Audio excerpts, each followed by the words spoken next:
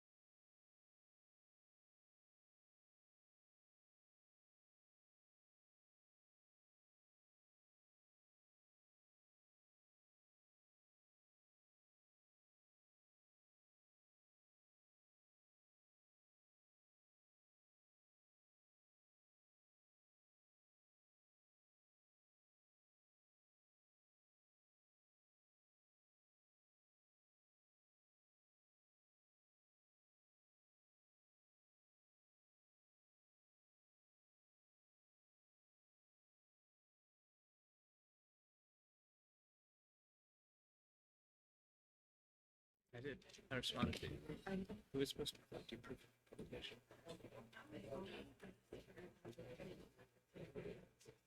Oh, Okay, is it now? Did you publish it? Everybody here? Okay. Have they provided it? Thank you all for being patient as we had the closed session.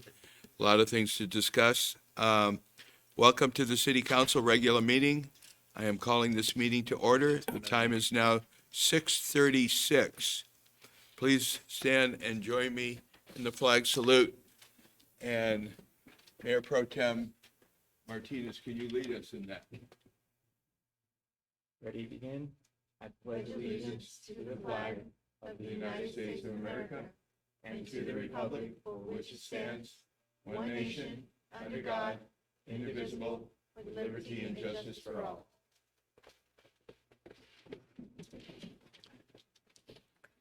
Madam Clerk, can you please take roll call? Councilmember Gama, Here. Councilmember Hernandez. Here. Councilmember Perez, Here. Mayor Pro Tem Martinez, Present. and Mayor Rowland. Here. Tonight's inspiration is going to be given by Mayor Pro Tem Martinez. Thank you, Mayor Rollins. Seeing as tomorrow is Election Day, just want to say that my inspiration are all the people that are going to be voting tomorrow, everybody that's voted, all the new young voters, and everybody that's doing their own research and making the best choices that are doing their best to make the best choices for not only our community, but for our entire state. Thank you. Okay. Mr. City Attorney, can you please report on the closed session report? Absolutely, Mayor Rollins. There was no reportable action taken in closed session tonight. Okay. We will now hear the agenda public comments not pertaining to items on the agenda. Any comments from those participating on Zoom? We would like to ask you that you use your raised hand feature so we can call on you during the appropriate time. This will be the same process for comments pertaining to each agenda item.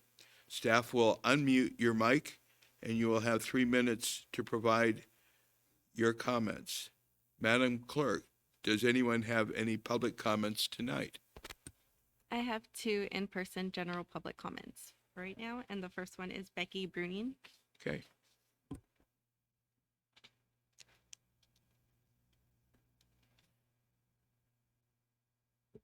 Mayor Pro Tem, council members and staff. Tonight I come to you because we're still having the problem with speeders on Bryce Canyon. I almost seen 2 kids get hit today. This has got to stop before somebody does get hit and get killed. I was told 3 years ago that we would get speed bumps on that street. That's all I've got to say. Ricardo Holden. Good evening, council. First, I want to thank all of you guys for donating your time and efforts. It's hard to do, especially when you have critics like me out here.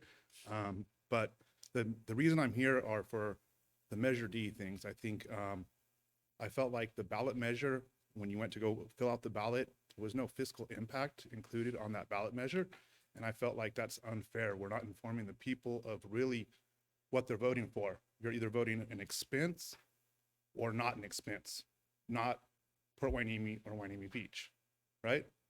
I can pick pink or I can pick blue, but if blue costs me $200,000, I'm picking pink, okay? The second thing I wanted to bring up is Bobby. Bobby has been getting paid to promote Measure D, correct? His company, Locally Maps, received money from the nonprofit Yes Hueneme Beach to promote Measure D. So I think it's a conflict of interest. I think it's something we need to bring up, and Bobby maybe should speak on it. Thank you.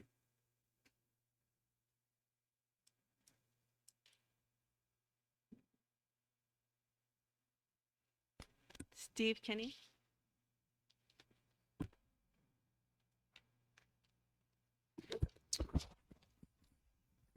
Thank you. Good evening, Mayor, Mayor Pro Tem, Council, staff.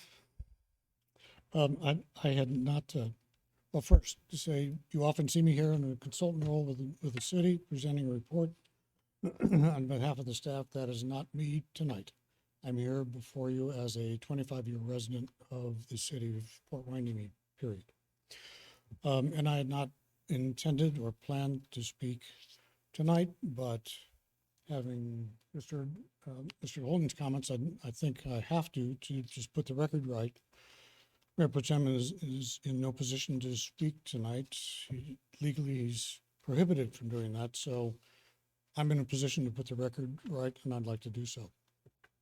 I'm a member of the committee, which was formed to promote Measure D on the ballot.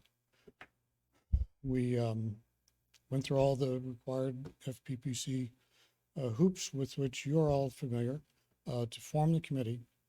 A low budget affair, but still we felt it was worth the effort to try and promote that measure within the community. One of the things we decided to do was approach Bobby Martinez. And no disrespect, I'm not using your Mayor Pro Tem title because that was not a part of it. We came to you, Mr. Martinez, because of what we had seen you accomplish with your own campaign 2 years ago in terms of videography skills and social media skills that seemed to be very effective across the community with very low cost. And that's exactly what we were after. Great effect, low cost in pursuit of getting the Measure D passed. So we approached Bobby on that basis. We checked with an attorney advising our committee about the ethics and the legality of entering into that business relationship. Excuse me. That attorney, who is himself a 4-term veteran of the state legislature, so he knows his way around the FPPC block as well as anybody, he said that there was no legal impediment and no ethical conflict. We also advised Bobby personally to seek his own legal advice and concern, and I believe he did so, and the result was we felt it was perfectly proper for us to engage him. So we did, and I think we spent around $7,500 in the creation of videos which are on the website in support of Measure D, in which I think and hope are going to do the job we want to see them done tomorrow. But that was the extent of his role, and that was the reason why he was part of the Measure D committee's work, and I just wanted you all to be aware of those facts. Thank you.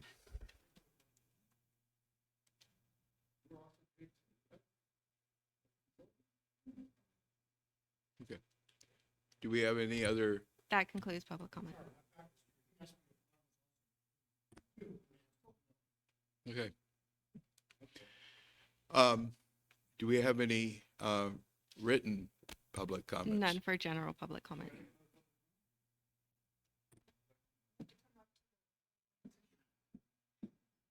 Steve Keeney was the consultant that you guys paid to promote this, right? He's the one that came up with this brilliant idea. Let's change the name. And here he is, of course, doing what you guys paid him to do, promote the name. So I do find it a conflict of interest, Bobby. I do think that it was sort of malicious. The only donations you guys got were cannabis businesses, 100%. You recluded yourself from voting on cannabis issues in your very first council meeting. You have yet to do that again. So I don't understand what's going on here, man. You admitted it at one point that maybe I shouldn't have voted on these things. Then you voted on them, and now you're profiting on them. Thank you. Okay. You don't need okay, so without any more public comments, may I have a motion and a second to approve the agenda? Madam Clerk, can you please take a vote? Do you have a Motion, move to approve. Do I have a second? Second? Can we take a Councilmember vote? Perez, Yes. Mayor Pro Tem Martinez, Yes. Councilmember Gama, Councilmember Hernandez, Yes. Mayor Rowland. Yes. We will now move on to the presentations. Our first one is the Homeless Liaison Officer update by Officer Henry Montalongo.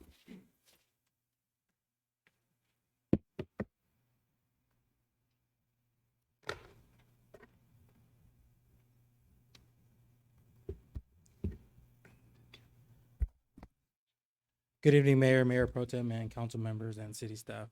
Today I'll be going over an update on homelessness here in the city of Port Hueneme. So first, I'd like to give a disclaimer that today I'll be discussing homelessness in the city of Port Hueneme. The items discussed in this presentation are my own personal experience as the homeless liaison officer for the city of Port Hueneme. So first, I'd like to start off with these 6 quotes. The first one is, why if I get free money and food? Being in a shelter is beneath me. I don't want people to tell me what to do. I'd rather sleep in the streets as long as I could do my drugs. I just want a free place to stay with no rules. And finally, I am ready for the help. What do I need to do? So these 6 quotes are actual quotes from individuals who I've contacted out in the streets of Hueneme and their responses on why they became homeless and why they continue to be homeless. The last quote is where we want to get to with these individuals till they finally see that it's time for them to make the change in their lives and actually accept these services that we have to offer them. So I believe it was last December when I did the first presentation for council, there was approximately 15 resident homeless within the city. And these are individuals who have made their home Port Hueneme, where they do not move from city to city. As of today, our current count is 10. The number is due to change once a little bit more time has passed and these individuals that I have in my other count are, if they stay or not. So the first graph we have here is a heat map. So you can see that you have green areas, some yellows, some oranges, and again, some reds. So for the past year, we've had a total of 15,045 calls for service. Of these calls for service, 2,038 were transient related, which counts for about 13.54% of all calls are transient related within the city of Port Hueneme. As you can see in the heat map, there's 1, 2, 3, 4 different areas that are red. And I'll tell you, all of those 4 areas are shopping centers. We have where the Jack in the Box and the Old Mary Market is at.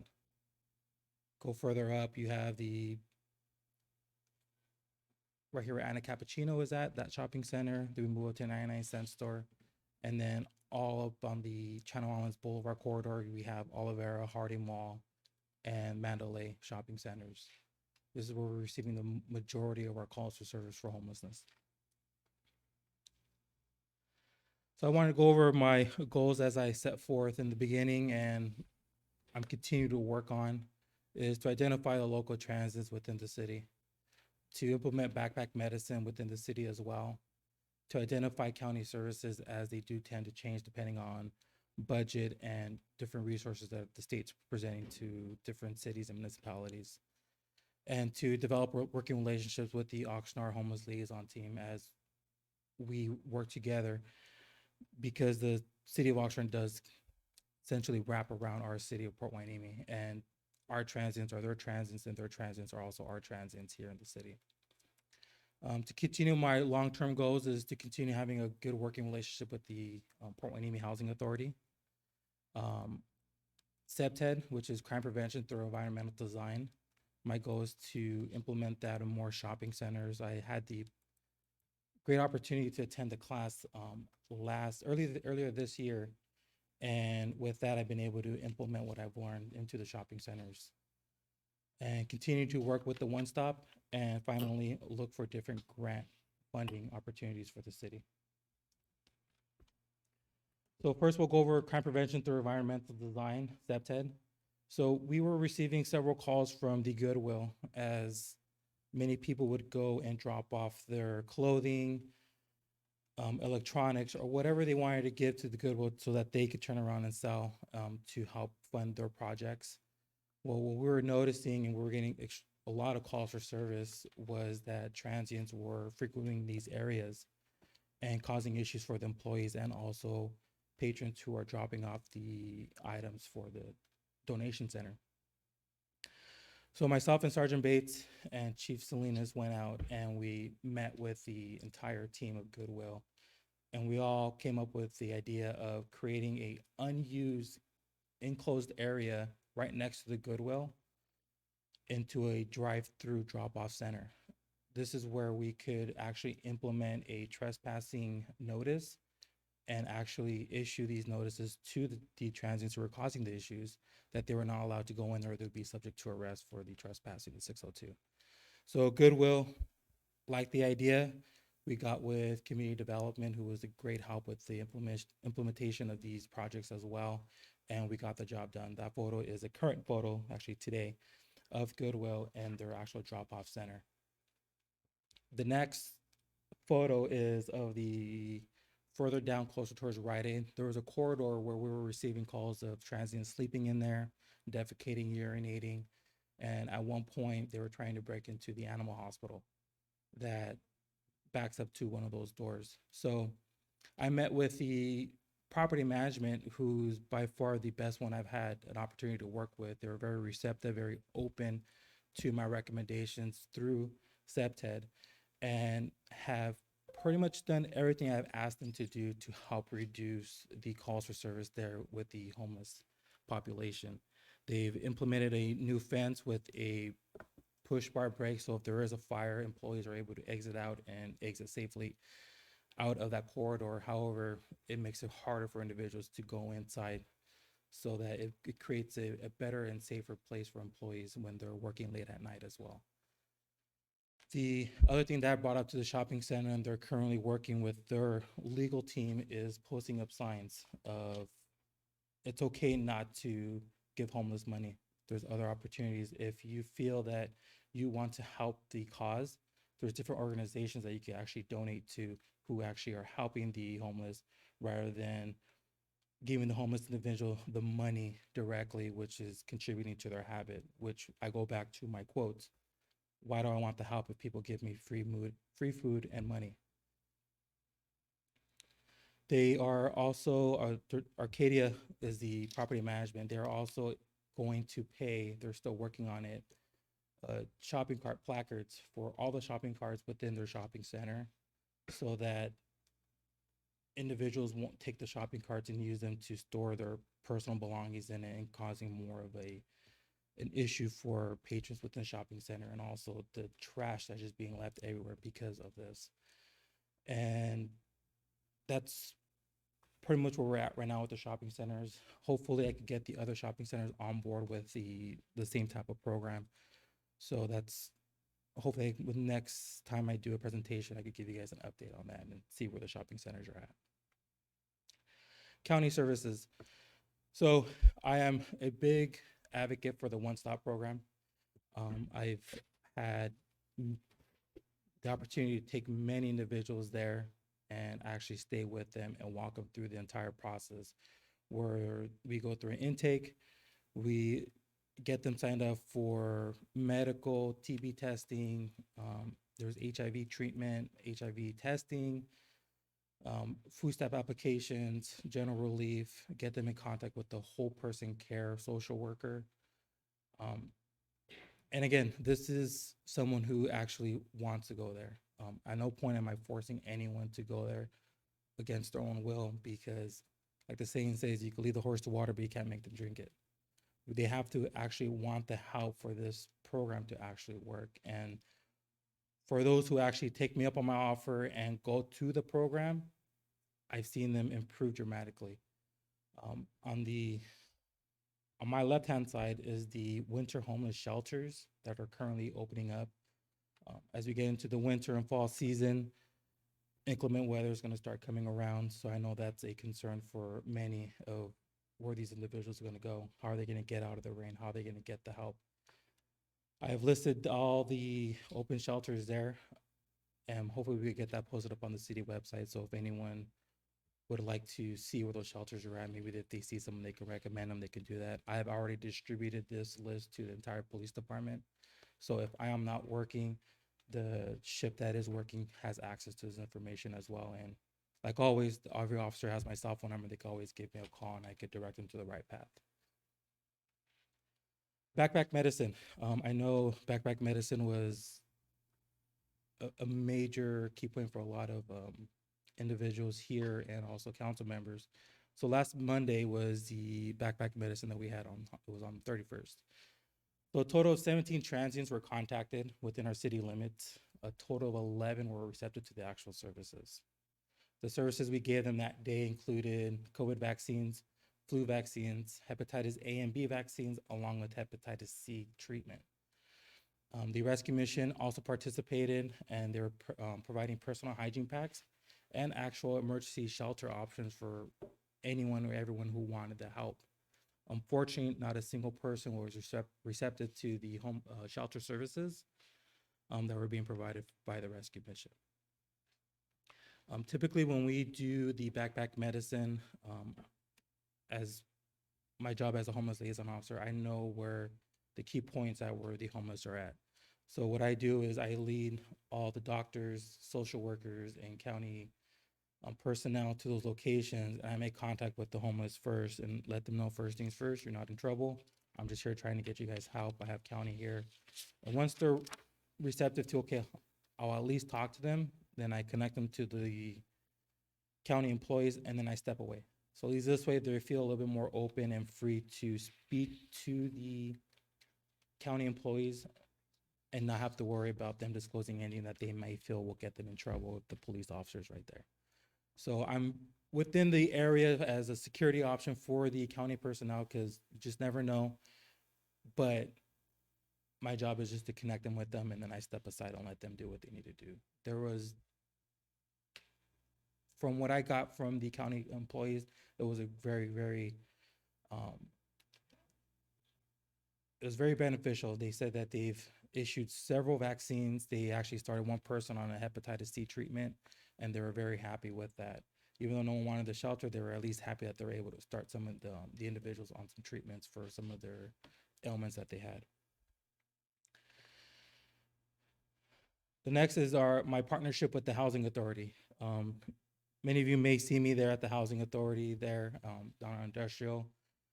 This has been probably the biggest challenge for me as a homeless liaison officer, as I'm essentially learning a whole new different position here. The Gabby Basua, Jessica Serta, Ani Carter, they have been instrumental in helping me and teaching me what I need to do to make this program successful. They even say if I ever want a job over there, there's a place for me over there as a housing specialist. I'm like, I'm perfectly happy where I'm at. But with that, and with the help of Gabby Basua, we were able to create 3 homeless vouchers, Section 8 vouchers. Well, the thing about Section 8 vouchers is that these vouchers are to help house homeless individuals. However, that Section 8 voucher has to stay here within the city of Hueneme.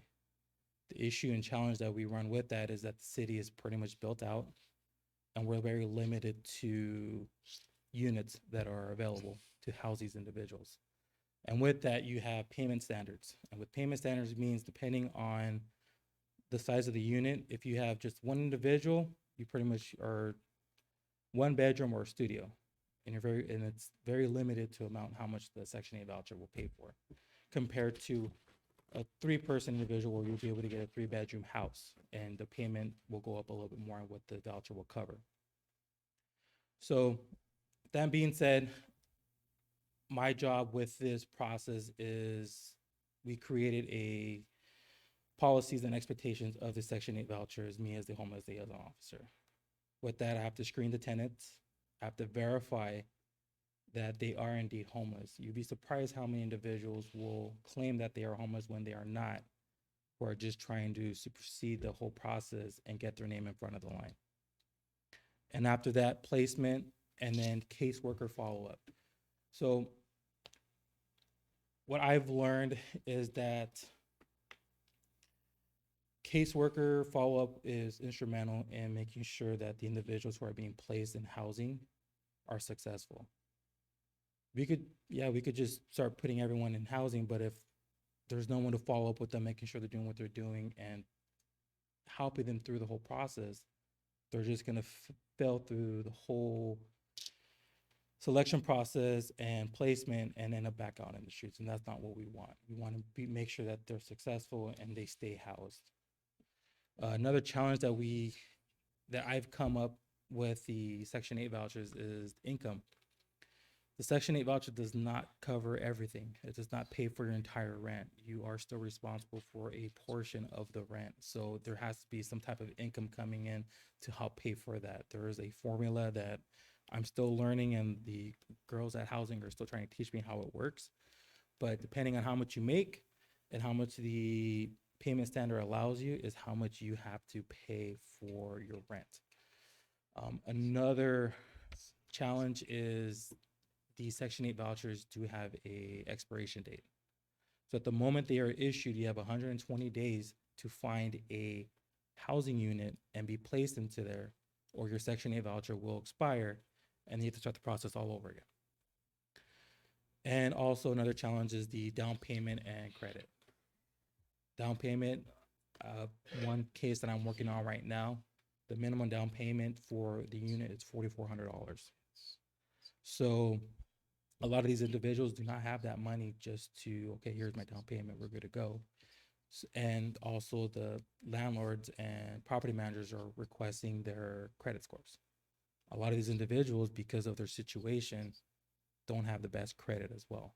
So these are all challenges that I'm coming up with, and the Housing Authority is helping me with navigating through these processes. So there is a light at the end of the tunnel, and I'll go over a couple of success stories that I've had so far with that as well. So the first success story, I did touch base on this at my first presentation. So I'll give you a little bit of history of the individual. So initially he was service resistant until an ailment began to worry him. He did have cancer. So at that point he made a decision that I need the help. I want the help. Please help me. So that's what we focused on with him. We connected him with One Stop, got him the treatment that he needed, got him into recuperative care, which is pretty much a transitional place where he can stay, still receive his treatment. However, he's off of the streets. And at that point, our goal was to get him into permanent housing. So we did get him into permanent housing December of 2021. I had to use a caseworker approach on this individual because we had the obstacle of him living on the streets for so long to now being housed in an apartment complex with other tenants.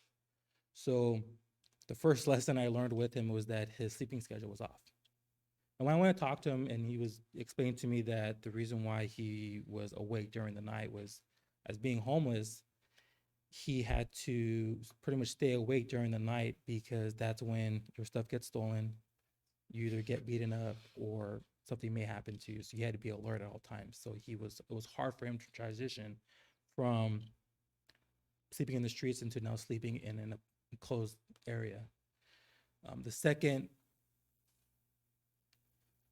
obstacle we had with him was that he didn't have a sense of a boundary, where he would roam around the area with no shirt on and just walk up and down during the night. So I had to go have a couple conversations with him, but he was very, very good about it and thanked me for going and talking to him. And ever since we ironed out those little minor issues, he's been a great tenant. I haven't had any issues. I check up on him about every month to make sure that he's okay.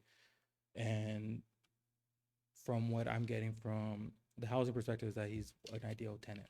So he's to himself, does what he needs to do, doesn't cause any issues. So they're very happy with him, and there's no neighbor complaints from him besides the first two issues that he initially had. And the current individual that I'm helping out right now was about mid this year. I received a referral from an officer. I was actually coming back from a training when I got the call on my cell phone. The officer called and reached out to me and told me that he has a widowed mother who has an autistic son, and they've been sleeping in their car and they want to receive some help and some services. So I gave the officer some direction, had him get me some basic information, and then I'll be in the following day to do follow-up on it. So we began working with her, and we began seeking some permanent housing options. Again, the obstacle that we're running into is that we couldn't find any units available for her. So I ended up partnering with the United Way in their landlord engagement program, where they've actually give incentives to landlords who participate solely in their program, and they work with the individual in providing housing opportunities for them. So program, we partnered with the United Way. They found me a unit, and this was all just great work with the United Way and the Housing Authority in finding this unit. I went out last week, checked the unit with the tenant, with United Way, took some photographs, sent them back to the Housing Authority. They approved the unit, so right now we are currently waiting for the request for tenancy application process to complete, and from there we'll go to an inspection and hopefully get the individual moved into the unit where she and her son can actually have a home to live in.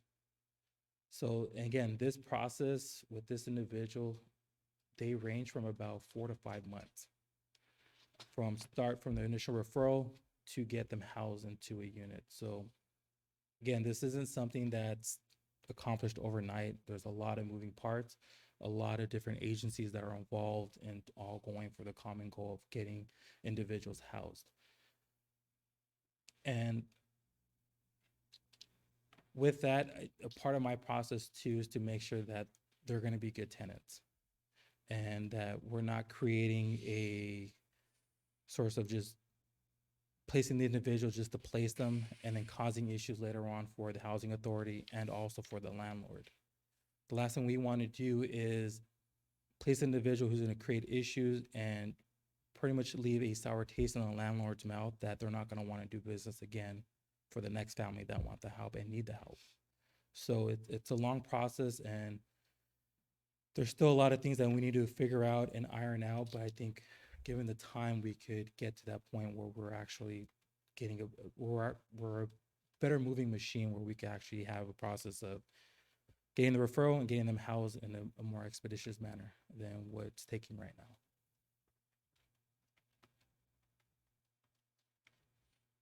Questions or comments? Yeah, thank you. Thank you for the in-depth report. I can tell just by your report that not only do you have a lot of challenges, but you probably need the utmost amount of patience to see these things through. So I think they picked the right person, to deal with these issues. So I'm going to take some questions right now.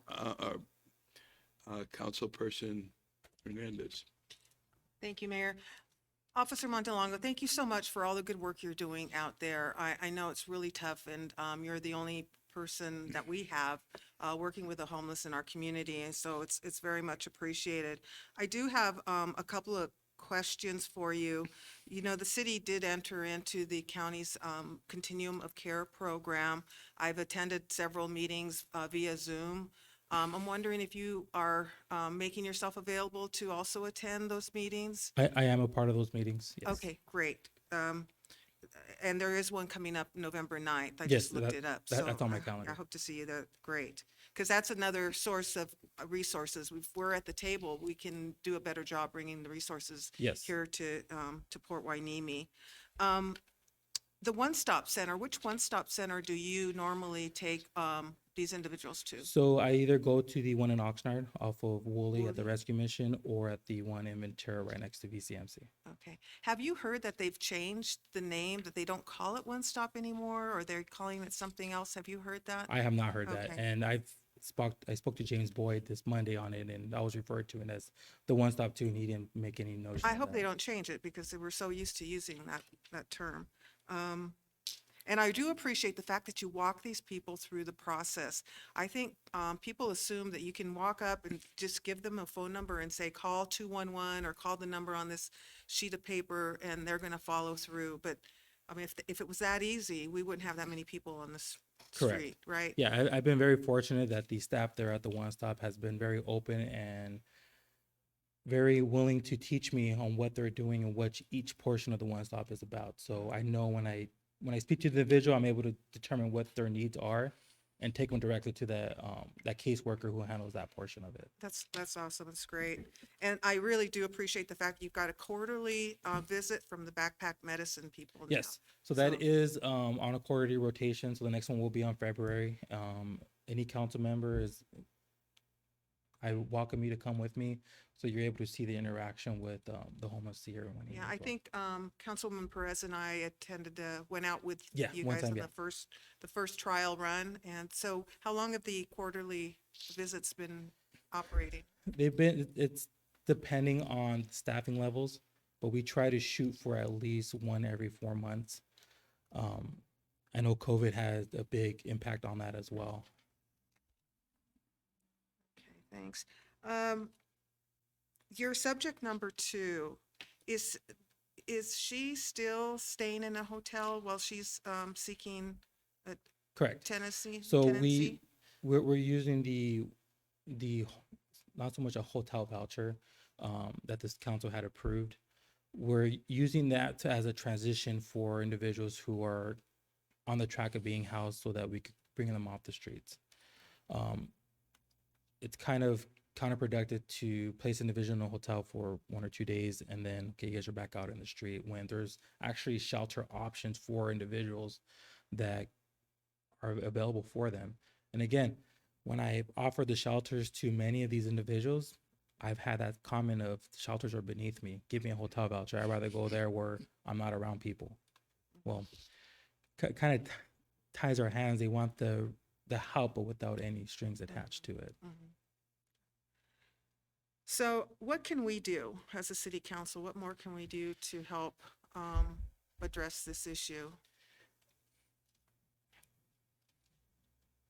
Right now, I don't have the answer for that. I'm still learning and trying to come up with the plan. Hopefully, the next time I do the presentation, I have something for council. Definitely, if something comes up that I feel that I need some help with, I'll either present it to chief or I'll do a staff report forward and present it to council myself. I had this one thought of doing a real strong campaign, educating our community on the do's and don'ts of helping people who are homeless. Your first quote, why do I want to go to a shelter if I can get food and supplies here? I see the gentleman on Wheelhouse every day. I know he's been offered assistance, but he stays there Yep. for his own personal reasons, the things he likes to do in the evening. But people continue to provide food to Yeah. him and dog food to him, and that it makes him very comfortable to stay. And we have to encourage people not to do that, to donate to the shelters, donate to the rescue mission. Yeah, so that's what my goal was, to get the other shopping centers on board. I'm waiting for Arcadia Property Management to be the first to implement the sign showing that don't give money to the homeless. There's other options. That you're pretty much just feeding into the habit by just donating money directly to them. So hopefully, if they're able to erect those signs, I'll be able to show that to the other shopping centers, and hopefully it'll just be a trickle effect to everyone else. And also, I think just a wide scale campaign to residents and to visitors who come to the city, educating them on what not to do, and how to help and how not to help homeless. I think if we could get through to our own residents, I think that would go a long ways. And Duly noted. Educate. I'll put that on my maybe list. something you can collaborate with the PIO. Yeah. And with the county's PIO committee as well. Definitely. Okay, thank you. Thank you. I'm good, thank you. Yeah, before, I forget things easy, but I wanted to just comment on Councilperson Hernandez's ideas. I have seen in other cities where they have an education component where they provide that directly at the point of where the homeless are, like at the shopping centers. And in fact, they've had information as to why you should not directly provide money to the homeless directly, but they also had an ability very close to the shopping center where you could drop your donation, knowing that that donation would go to a agency that would better serve them. I had one more question unless Sure. somebody else wants to go. Go ahead. You can- Finish up. I've been working on trying to get a one-stop located in the city, if not in the city, somewhere in South Oxnard for a long time and have not had much success. Do you think, based on your experience and what you're seeing out there, that we need a one-stop center closer to Hueneme, or if not in Hueneme? I would say no. The closest one to us is one right off of Woolley, which is straight up Ventura Road, and you make a right. Again, I've asked several individuals, would you like to go to the one stop today? And this is Monday through Friday. I'm not, with the luxury of my position is I'm not really bound to the city. So if I need to transport that individual to the one stop on that day, because when they finally say, I want the help, we have to be able to take them to that help and not be, okay, let me see, I'll talk to you next Wednesday when it's here locally, rather than, okay, you want the help, let's go. I'm going to take you to Ojai. I'm going to take you to Camarillo. I'm going to take you to Santa Paula. I'm going to take you to Ventura, because that's a time when that we need to actually address the issue and take them to get the help so that they can start the process. So do we need one here in Wainimi? I would say no, simply because there's one here locally, and if the individuals do want it, I have the means to actually transport them up there to it now, especially with my homeless liaison truck that I have. I'm able to actually load up all the property onto my truck and then transport them there with it, so that there's no resistance of, well, someone's going to steal my stuff if I leave it here. No, we can take it with us, and I'll bring you right back with all your stuff so no one takes it. So you bring them back? Yes, correct. Okay.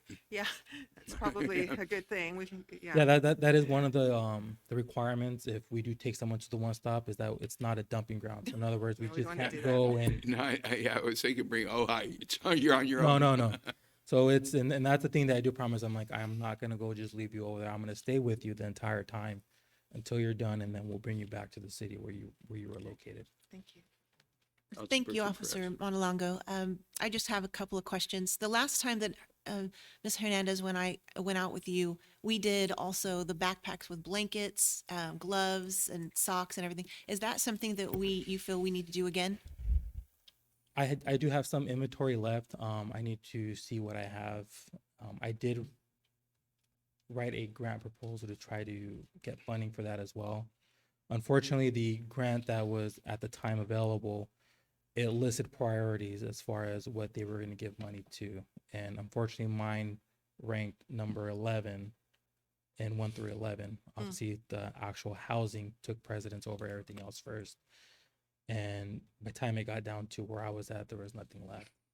But that is, especially now it's getting closer to winter. I do have wool blankets, so I'm trying to figure out the best approach to distribute those, whether it be me handing them out here locally or actually taking to the one stop, so it forces the individual to go actually get services where they can actually retrieve those items.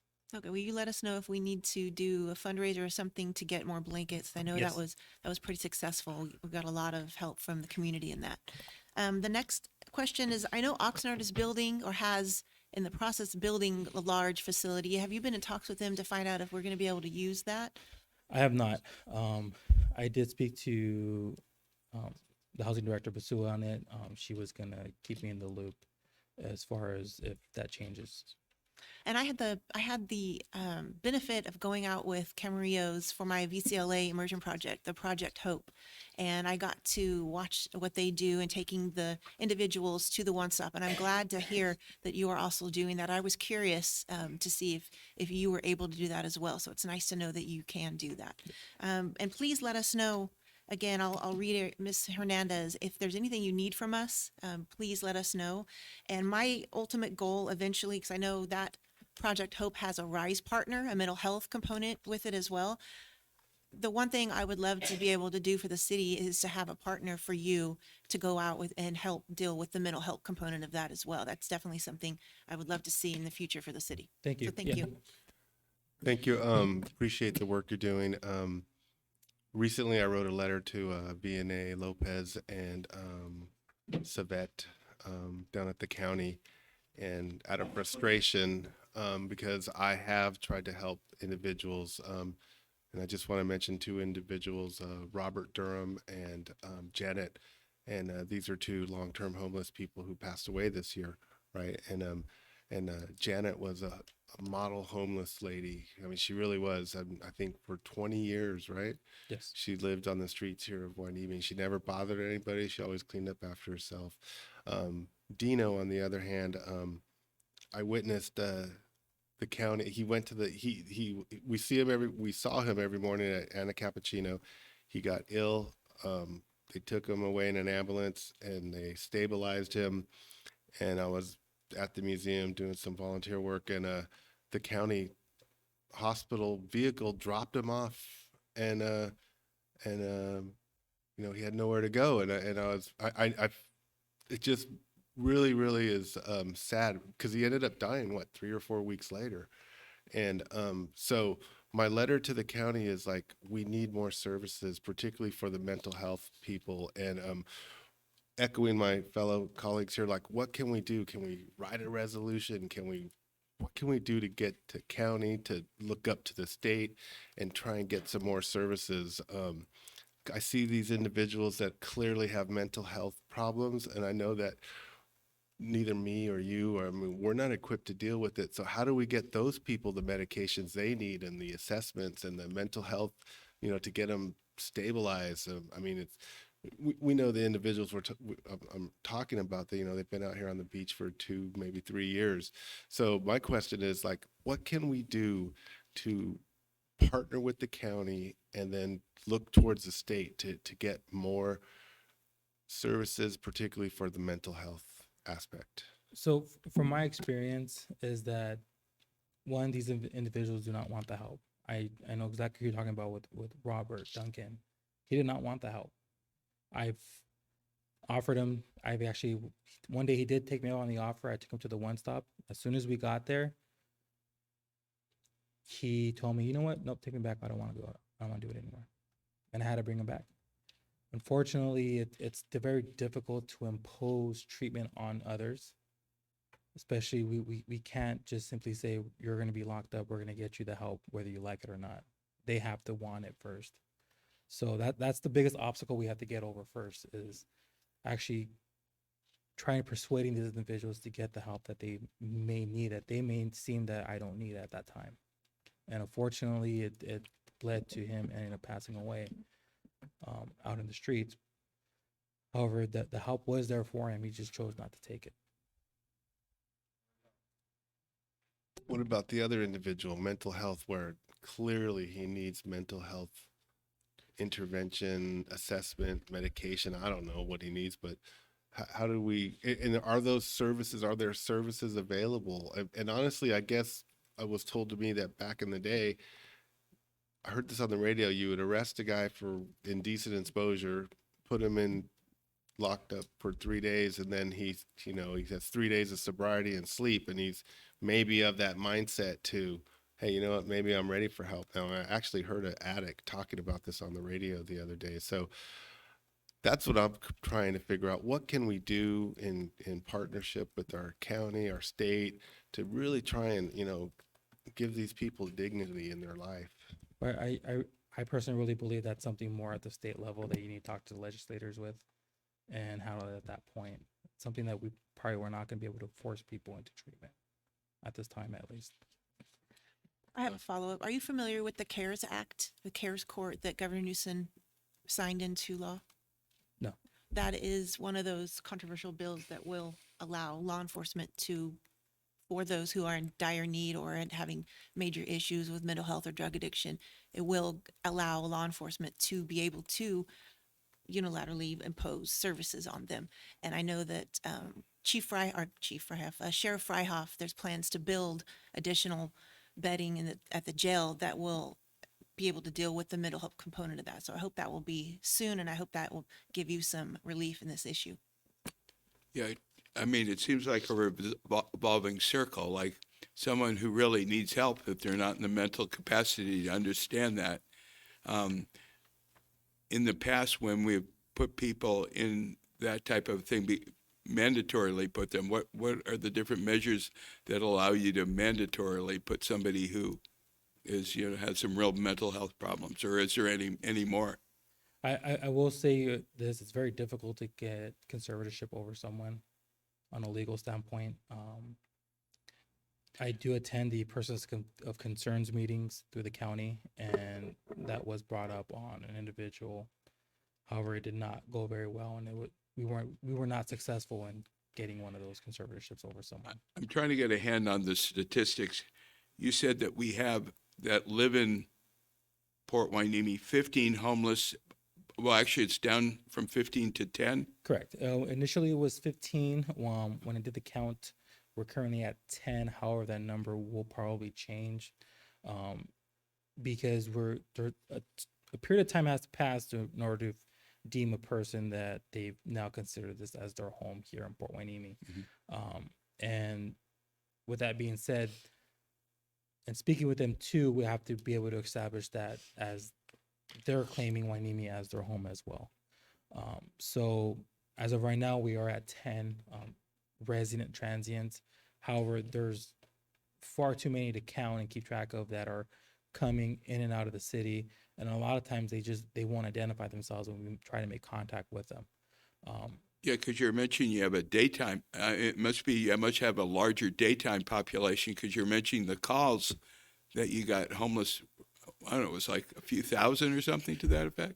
Correct. And realistically, a lot of these calls for service are from the same individual transients. So one transient may account for 4 or 5 calls a day, where unfortunately, yes, they're creating an issue. However, they're not raising to the level of it's a arrestable offense, or are we able to cite them at least? Or are we able to do something with them? So from a legal issue right now, you recognize somebody who's homeless, you offer them a place to sleep, and they refuse. Do you have any other options? Like, obviously, it's probably not advisable for them to stay wherever they're at, be it a shopping center, a park, or whatever. So what happens then? So, first things first, case law, Martin v. Boise. That was a big case law that set the standard for individuals of experiencing homelessness. So in order for us to essentially cite someone for, say, camping, we have to be able to show that we're offering them a place to stay. So we have to check with the shelter, make sure there's room in the shelter, and offer them shelter. Now, if they turn around and say, no, I don't want that help, then we can go ahead and cite for essentially the camping violation. But they stay there. Correct. And these are all infractions. And essentially they know, okay, give me my ticket, I'll stay here. Nothing's going to really happen. So we try to use the honey method, catch more bees with honey, catch more flies with honey rather than vinegar. So realistically, it comes back down to the officer trying to build that rapport with the individual and try to convince them to get some type of help. For the most part, when we do speak to them, they do tend to listen and either, okay, I'll go get some help. Okay, I understand where you're coming from. I'll pack up my stuff and move on to the next place. And then I know that when you arrest somebody for shoplifting or something like that, there's a limit of like, what, $1,000 before you can you just cite them. Basically, you don't bring them anywhere, right? So it is a still misdemeanor. It is arrestable offense. So they could be arrested, brought here to the station, then transferred up to the county jail. However, once they get up to the county jail, it's not our decision of how long they house them there. There's been cases where I've arrested someone for essentially shopping cart theft, where it was a habitual problem, and the actual business was complaining that at one point we have no more shopping carts because people are taking them from our business. So we had to make sure at first that the shopping carts were properly signed and placards saying that it is a crime to take a shopping cart, and it clearly stated the business name and address. So once we verified all that and we found the individual who was taking the shopping carts, we were able to make the arrest and inform them.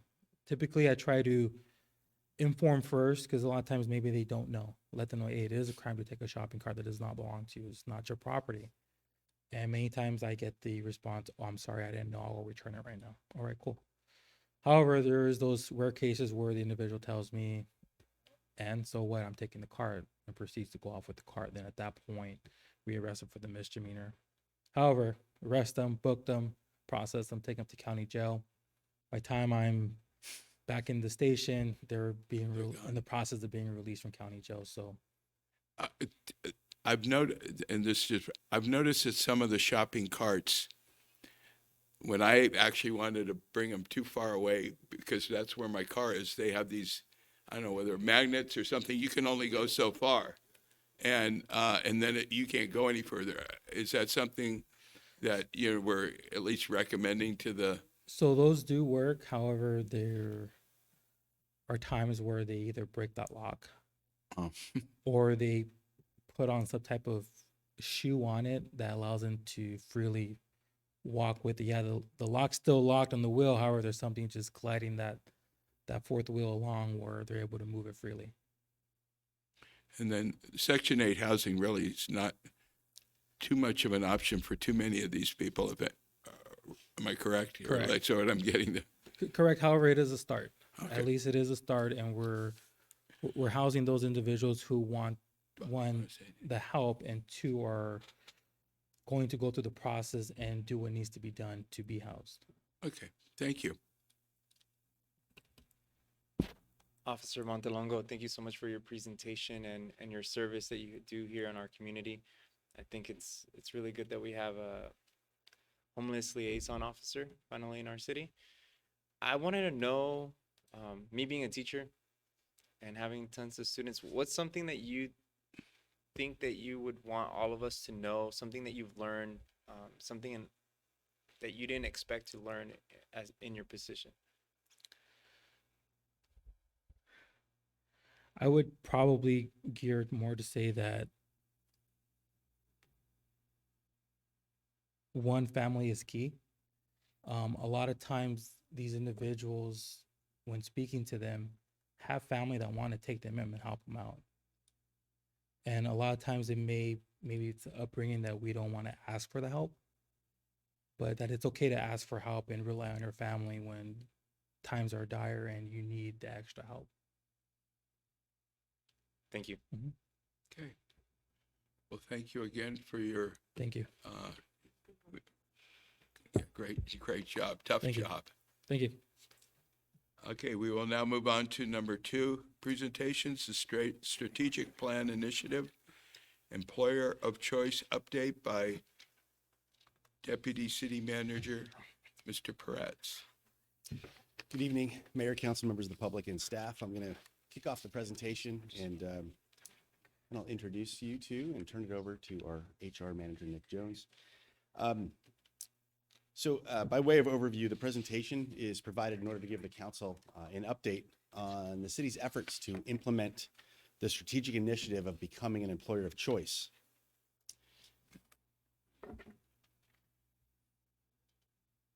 Okay, quick review. Back in September of 2020, the city adopted a strategic plan, and that strategic plan was developed with significant stakeholder input, with extensive community outreach and much staff input and involvement.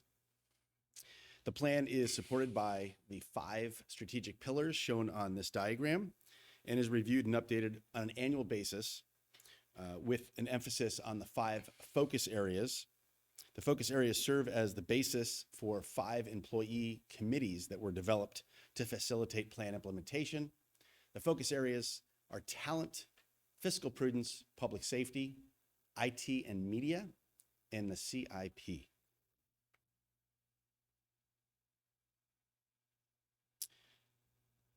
This presentation, of course, focuses on the efforts to implement the Employer of Choice initiative. That's accomplished through the efforts of the Talent Committee, which I'll talk about in a moment, and through significant efforts by our HR division. The talent team's objectives include talent management, which focuses on recruiting, retaining, and investing in employees in our workforce, mitigating risk throughout the workplace to maximize employee safety, training and communication to develop employee knowledge and skills, and the development of key performance metrics so we can assess the effectiveness of our efforts to attract, retain, and invest in employees. Each of the team's tasks identifies a purpose, the resources needed to accomplish the task, and ways to measure the effectiveness of our efforts. So the talent team includes representatives from all different departments, and they're all involved in the development and completion of the task list for the committee. The committee reviewed and provided input on the city's job recruitment process. And while there are some procedural differences, specifically with uniform service and miscellaneous employees, we tweaked the process to achieve maximum consistency in how we go about recruiting and hiring the most qualified candidates. The committee's greatest emphasis to date has been on effective ways to recognize employees and express the city's appreciation for their work. In this regard, both internal and external recognition programs have begun, with the former being conducted at city council meetings and the later, the staff-facing recognitions, being conducted on a biannual basis. It should also be noted that the committee has plans to expand the internal recognition program next calendar year. The committee has also begun discussions about the development and effective use of employee surveys and career path information that can be relayed to employees to help facilitate employee development and preparation for potential promotional opportunities. So here's some photos about some of the good products of the employee recognition program. The top three, we have the mayor there with 3 different individuals that were recognized through our city council employee recognition program. And at the bottom, there are 3 pictures there taken from our July 14th Employee Appreciation Day. And we have another event coming up in December. And as mentioned, we're looking at ways to expand and promote internal in recognition of our employees. With that quick overview, I want to turn the rest of the presentation over to our new, I think I can still say new, about 5 months, new, 6? Okay. Our new energetic human resource and risk manager who has come in and ingratiated himself to all of our employees, gotten to know them, gotten to know their work product, and has really started to make a big difference in the organization. I don't want to steal all of his thunder, so with that, I'll introduce Nick Jones, who again will go over a lot of the improvements and efforts being taken in human resources. Thank you, Charles. Good evening, council members, city employees, Mayor Pro Temp, Mayor Rollins. So a little bit about myself. I've been with the city since May 31st. I'm coming to you guys, previous experience in the public sector for the county of Santa Barbara, where I supported up to 4,000 employees. Biggest division was behavioral wellness. Previous to that, worked for publicly traded companies. And so my background is I'm a local product. I'm very proud of being from Oxnard, grew up off of J Street, went to Santa Clara High School, played D1 basketball at UC Santa Barbara, got my master's from Pepperdine, and currently applying to law school at Ventura College of Law. So that's just a little, because I know some of you weren't known before I was able to get a proper introduction. In terms of the HR, performance management, where I come, my background is really being an HR servant leader. And what does that mean? It means supporting our employees fully, our leadership from day one, and full support in terms of what we can do for them as employees. And the biggest thing I think with the first day one is really saying thank you. Thank you to them. Thank you for showing up, especially going through the pandemic. A lot of, I'm not too sure, but everyone was aware, people had options. People had options to stay home. People had options to make more money at home than their original jobs at the private sector. So it's really appreciated. So thank you for staying with us. Thank you for making the city continue to day in, day out. And so that's where my approach is really, and you've seen it in the first slide, is really performance management, the feedback. Who are we to decide where it directly comes from the employees? How can we improve your day-to-day? How can we improve your job? And you see that in the evaluations, the trainings, the incentives page, but really it's the evaluations as well of recognizing and helping my leadership team do them and stay consistent on them. Meaning that today, in today's world, I don't know if you guys, it's called the Great Resignation since COVID started. 66% employees don't leave because of compensation, they leave because of direct supervisors and managers. So how are we as leaders in terms of our emotional intelligence, how are we challenging ourselves? And so it's really working with our leaders as well. We really, the hardest part is getting people, easiest part is getting them on board. Hardest part is keeping them. And honestly, it's in the public sector. 55% of public sector jobs maintain over a year open positions due to that fact, because employees don't feel appreciated. So that's where, in terms of competitive compensation, updating to job classifications, and the biggest thing we just took part in was corporate games, being that morale booster and really connecting with employees and say, hey, you know, let's get to see you outside the work environment, outside your job duties. Let me get to know you, where I really appreciate all the support from the council members, Charles, city manager, for participating, because that really gone a long way, to the point today that some of these members are they're on their own to start actual teams to represent the city of Port Hueneme in the Ventura League, in the Oxnard League. So that means they really were proud to represent city of Port Hueneme, and it really was proud to be side by side with them.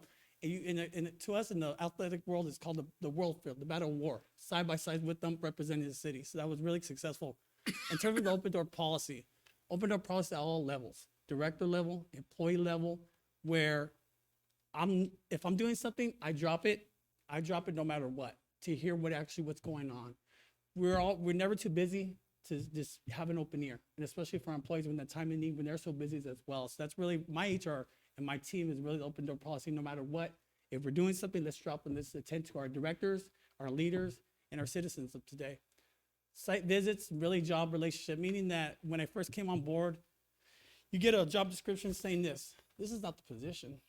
How do I know the position if I'm not side by side with them? And so that's what I did. For example, I heard the hard position was filled for landscaping. I heard previously it was held and we were able to find candidates. So how am I able to recruit on that if I don't know what they actually go through? So my first week, I went out side by side with our landscapers and cut trees, mow the lawns, and they were really surprised. They thought I was gonna go out there and manage. No, I put on my glasses, my hard hat, and I was side by side with them. So now when my time is to recruit for the position, I really know what it entails and tell that candidate, are you really ready for this position? It's really hard work. It's not on a paper, it's side by side, really understand the position. So I'm doing that with each department, each positioning, and really with the departments, connecting with each employee, job shadowing, going by that, how long have they been here, knowing the position, what would they change about the position? What do they like about it? What improvements would they make? And really, it's really giving that open ear to them, because I've heard some great feedback, and I've heard some ways that I kind of change my recruitment. Instead of just posting it up, putting it on different avenues, different advertisements to get more, I would say, qualified candidates. And I think that's really in turn in the positions where right now I'm happy to say we are pretty much filled in positions. The open positions that we have, which is, you'll go into the next slide, is situations where they're being held on department level, but they're being due to certain reasons, but the actual open positions that we have right now are mostly filled. And that's really something that I'm really proud to say, because it's really understanding that position and finding that instead of presenting the department 20 unqualified candidates, presenting them a top 3 where they're making a hire off of those 3. And when you're saying employee of choice, I'm happy to say too, we actually got 2 employees transferred here, relocated from LA City. One actually relocated from LA to Port Hueneme. And it was probably it took about 2 to 3 months of negotiating and talking, and just because he's actually picking up his life and changing it to come to here. And he actually thanked me personally, because it's really that relationship that we could build with them, that they're gonna make the difference. Those are the ones that talk to make employer choice. Why can't Port Hueneme be the #1 public sector in this area? Why not? So I think it's all up to us as leaders. The next slide is looking at employee turnover. And it's really just looking at the full picture where what we came with time, being that in 2015, we're about 15.5%, 2016, 16%, 2017, 13.7%, 2018, 19.1%, and where we dropped to 2019, 10.9%. And then right there, current time, right now, we're at 10.4%. United States, right now, it's around, I would say overall, is 18.0%. So what I said before, public sector, private sector, I came from the private sector. Managers bonusing metrics were based on turnover for HR. So you want to stay, normally a good year, you're looking at 15, 20%. If you're at 10% and below, you're doing a great job, meaning that you're retaining employees. And I think that's our biggest goal, is really, let's get these employees on board and let's keep them here. Let's make them feel that they have a home here. And that's where my HR department is trying day by day, just working to get that, continue to be the ear for our employees today. And, next slide is full-time vacancy rate. So this is where we're, again, we talk about the open positions we currently have at the moment and how we came over time since 2018 to current day at being at going from 16.2 in 2018, December 2019, 22.7. To today, time, we're at 11.9. We're still not over with the year, but these are in terms of positions that we have open at the moment, meaning that full-time, all-around positions. And like I said before, there's some departments I go, if they have an open position, I meet with them. Are you ready? For example, we just had a solid waste equipment operator. The department interviewed 5. They liked 3. They made an offer to 1. They have an open position, but they say, let's put a hold. We want to overlook it. But that's where we have an eligible list ready to go in case when they're ready to make another hire. So that's the type of recruitment we're doing. It's really the hands-on. Advertising just not on NeoGov, but Indeed. Indeed is number 1 right now in recruitment in terms of getting positions and qualified candidates out there. So just want to say I'm very proud to be here with the City of Port Hueneme and continue supporting our employees today. Questions, comments? Question? Love your energy and your deep commitment to our city. I have a background in risk management. One thing I know that works very well is wellness. And when you can tie everything that we're doing here in the city, tie it to the home, whether it be chemical management, educating your children about how to manage chemicals in the home, HAZCOM, and all that good stuff. And so I clearly see that you have that energy and passion. And I think it's what we need in this city. We need to get everybody on board, get everybody with that team attitude, and get everybody working for better and collaborating and working with their HR manager that has an open door policy. I mean, I think it's wonderful. And my brother went to Santa Clara too, and I know you guys have a little history. So thank you for being here and appreciate your passion and energy. Nick, thank you so much for all your good work. I saw you at the dodgeball tournament, and wow, if you apply as much energy on the job as you do on the court, you're going to do great. And it sounds like you are. You're doing all the right things, and I like your approach to increasing employee morale and your concepts of retention and holding managers responsible and working hands-on with them. That's great. Just keep up the good work and let us know if there's anything we can do to support you. Thank you. Thank you.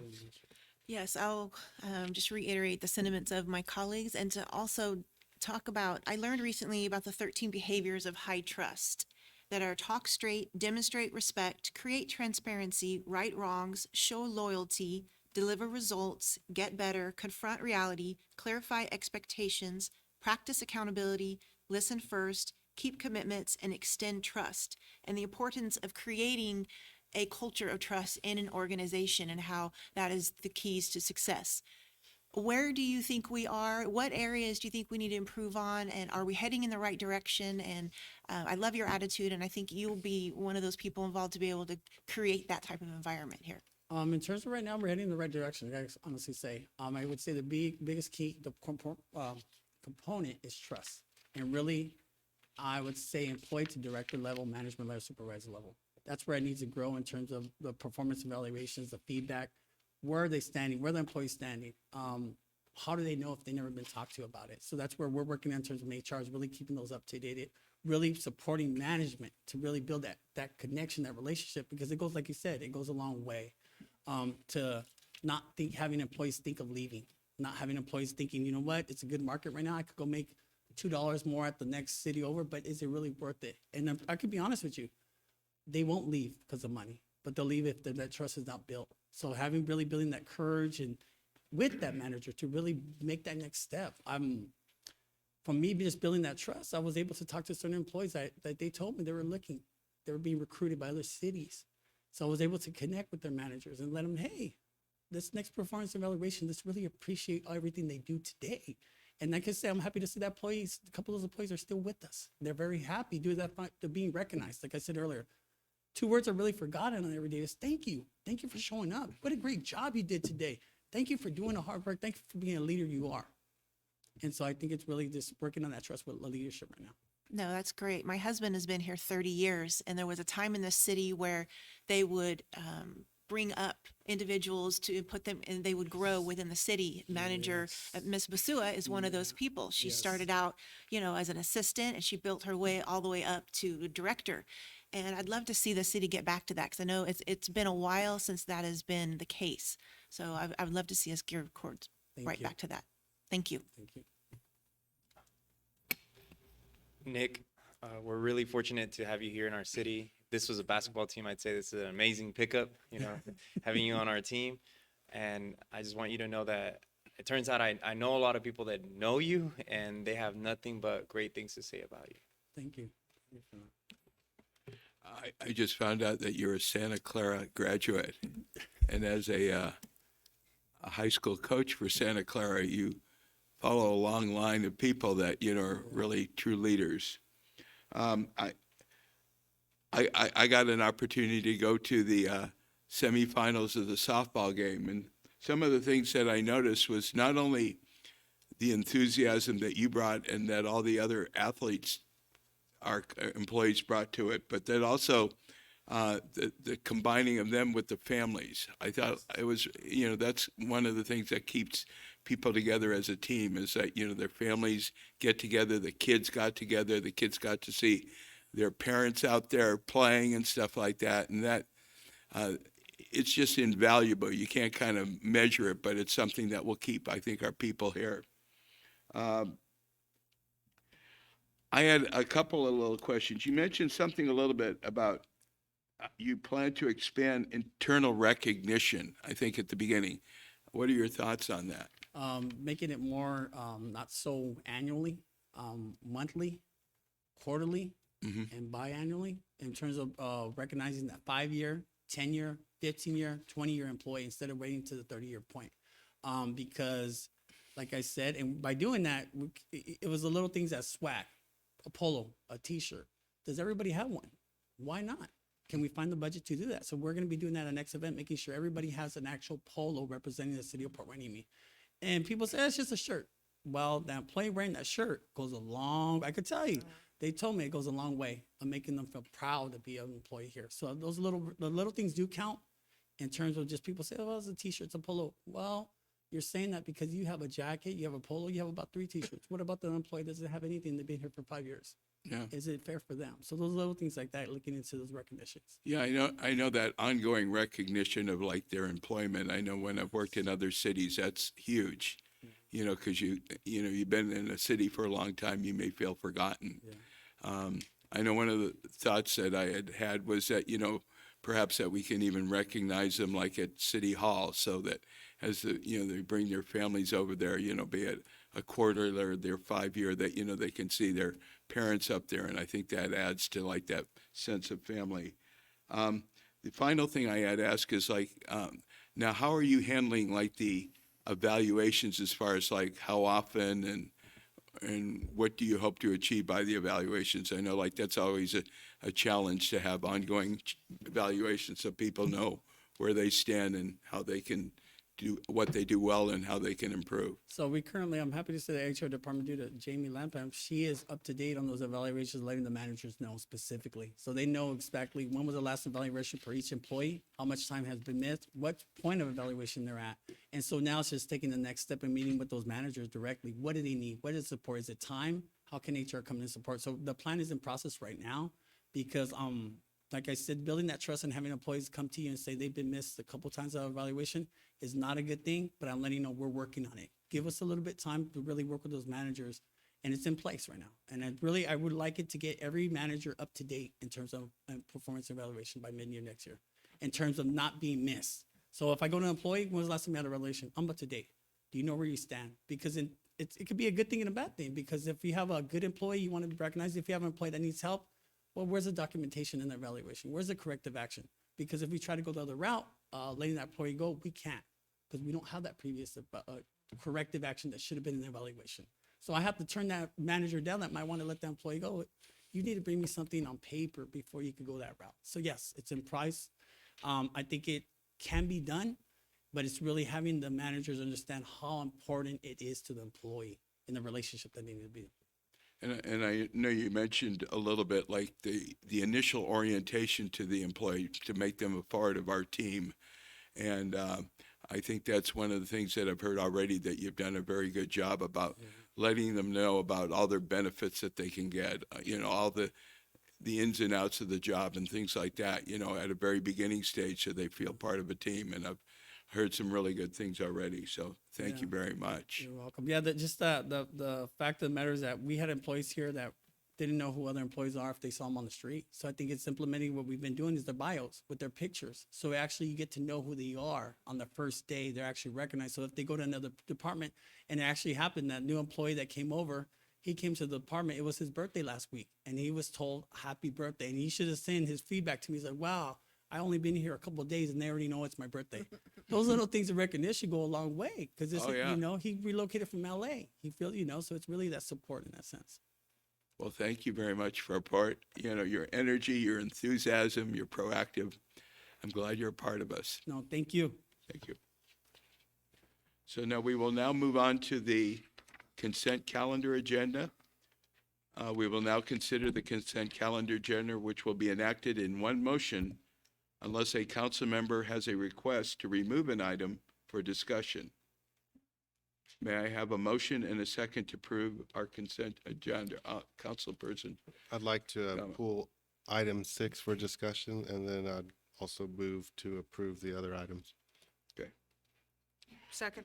Second, may we have a roll call to approve all items except for number 6, which we're going to pull? All in favor? Aye. All opposed? Okay, Motion passes. so we will now pull number 6, contributions to the REACH nonprofit organization. Yeah, I've heard several times that REACH is not associated or is separate from the city. And when I recently looked at the REACH webpage, it talks about being self-supportive and having their own fundraising mechanism. So I'm wondering, is this a one-off, or is this something that we're going to be doing to support REACH? In other words, like I said on the web page, it's self-sufficient, do their own fundraising, and be separate from the city. That's a great question. The intent is to, this is specific to the Huanimi Beach Festival, I should say that up front. And the intent is to make the Huanimi Beach Festival self-sufficient in terms of finance. We're in a transition from kind of the old version of Huanimi Beach Festival, and we've gone through 2 iterations, and we've improved a variety of different things: sponsorship, cost management, and those type of things. And so this year we had a little bit of a setback on parking, and we had concurrent events that limited the number of folks that visited the Huanimi Beach Festival. So the intent is to make the beach festival self-sufficient, REACH as an agent to manage the beach festival. And so we paid for the balance, as we did last year as well, about the same amount. But how did they have a deficit? Are we reimbursing them for money that they spent, or are we? We are covering the balance associated with the beach festival and nothing else. This is only in association with the beach festival. And you brought up the beach festival. I remember when we had our debrief, I think I asked if we could get a breakdown on the parking, and you just mentioned parking. So I'm just kind of wondering, we never got that breakdown on how many cars were parked, how much revenue was generated.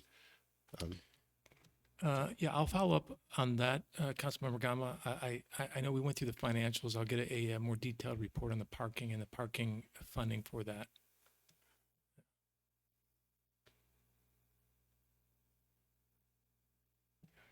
I'll make a comment. I'd like to make a comment that in history, our beach festival has never been a moneymaker. It has always had a deficit, but we've never put it out to make money. It's always been just something to bring to the community.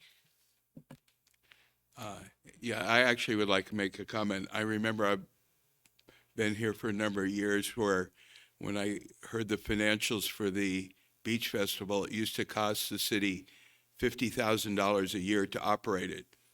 And so now with the efforts of the committee and they've been able to get sponsorship, so now it's offered for only $25,000 a year.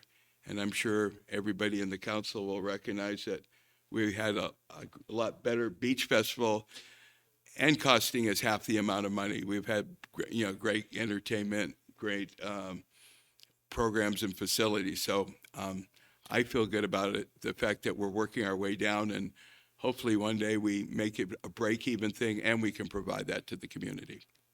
So I just have another question though. Again, I'm a little unclear. So the 25,000 is filling the expense that Reach made on behalf of the beach festival. Is that what's happening here? The beach festival, I can't remember the exact figures. Mr. Kinney came in and briefed the finances for it. The beach festival cost, I want to say it was somewhere around $160,000. And the expenses exceeded the revenue that we had associated with the sponsorship and then revenue generated through parking and a variety of different other vehicles at the beach festival. By So the 25,000. $25,000 worth of deficit. So how do they, so again, I'm just trying to understand the accounting. If they have a $25,000 deficit, that means they're at minus, or they spent $25,000 and we're reimbursing them for it, or? We, Hi, this is Lupe, if I may. Yeah, so that, what that means is they have $25,000 that they're in a deficit. So that could mean that they pay from another fund, or they still owe invoices. But when they did the accounting of revenue that was earned versus expenditures, they are in a deficit of $25,000. And also, I will be getting the details from Mr. Kenny because I'll need those for audit support. So he will be providing with a breakdown, a detailed breakdown of all of the revenues and expenditures. Yeah, I was just going to say, I'm even amazed because in the past, we would spend $50,000 and have to pay, the city had to pay that entire $50,000. From what I hear now, we spent $160,000 on the event and only had to pay back $25,000. So it sounds like a pretty good deal, from my thoughts. Any other? Councilman Gama, do you have any other questions? Move to approve. Second. Second. All in favor? Aye. All opposed? Hearing none, motion carries. Okay, so we are now going to move on to the public hearing portion. An ordinance adopting the 2022 editions of the California Building Standards Code. Do you have any members of the city council that have conflicts to disclose? Excuse me, point of order. We're Okay. entering a public hearing and we're losing a council member. Okay, we'll wait till he gets an opportunity to return to his seat. He needs to come and sit down. See, Councilman, We're starting a public hearing.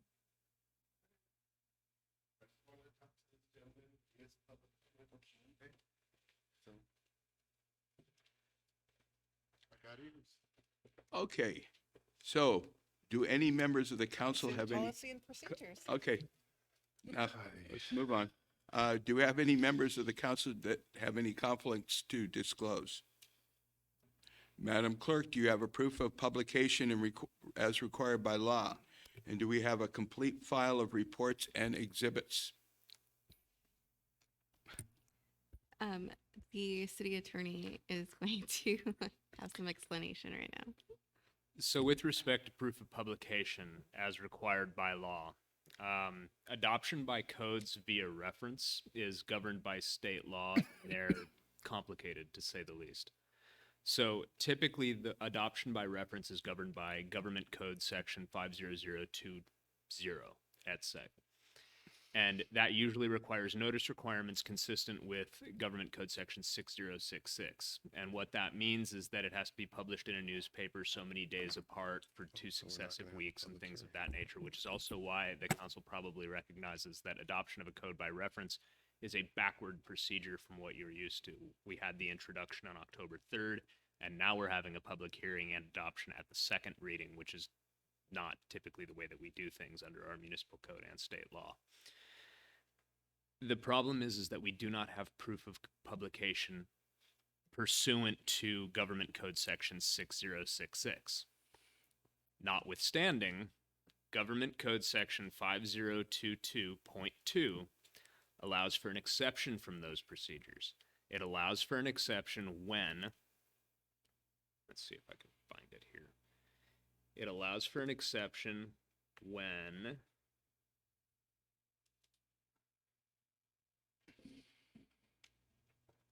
I just had it.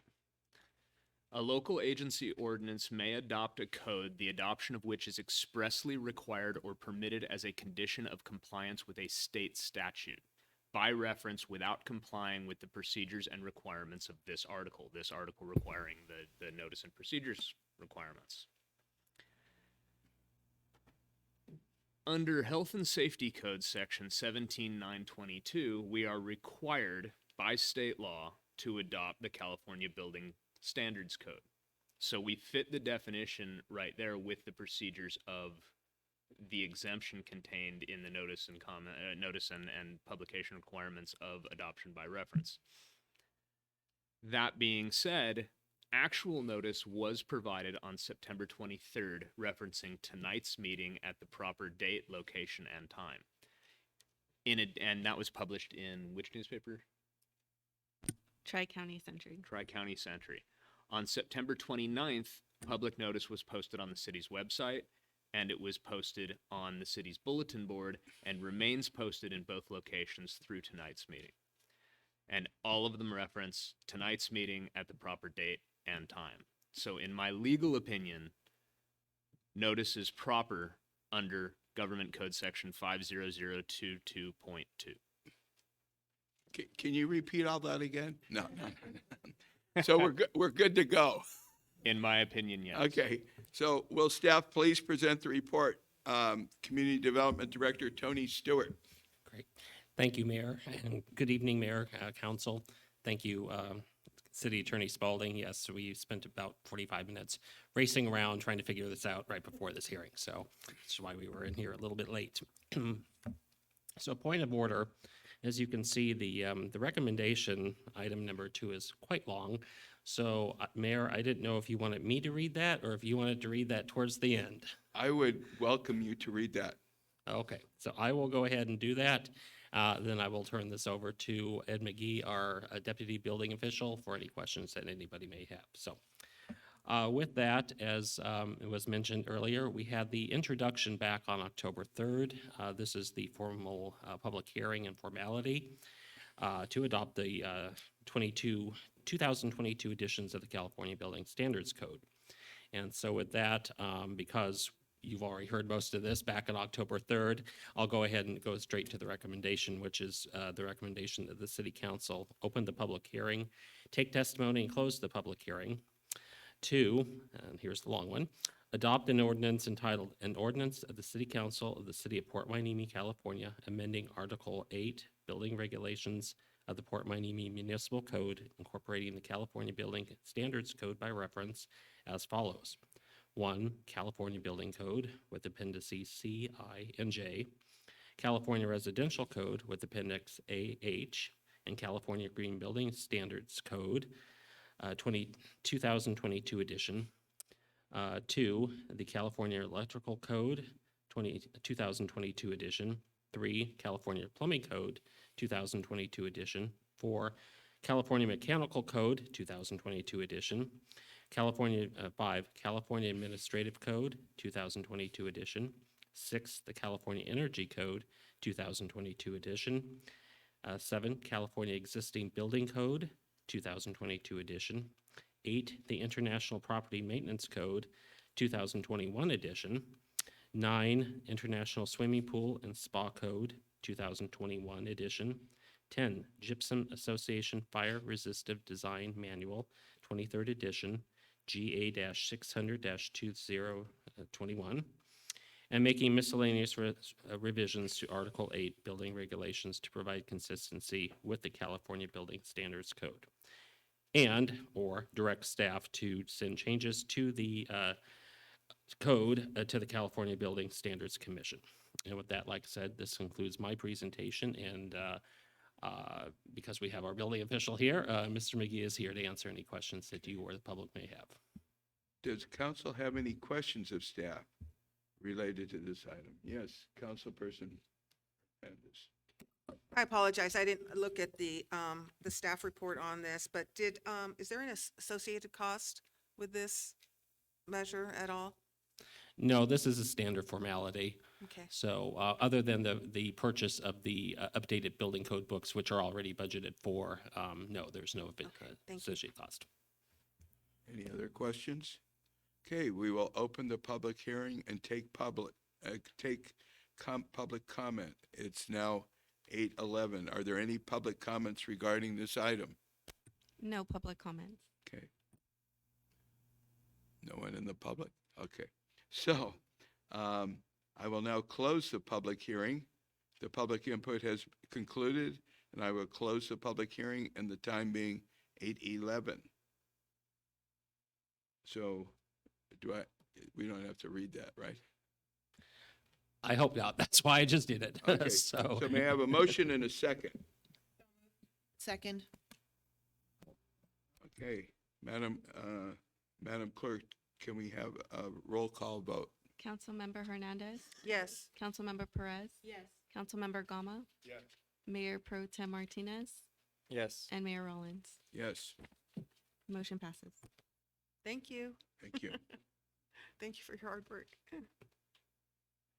Okay, we're now moving on to business items. Cross-based pipeline agreement with the Channel Islands Beach Community Services District. We will have a staff report from Public Works Director Don Villafano. Good evening, Mayor Rollins, City Council.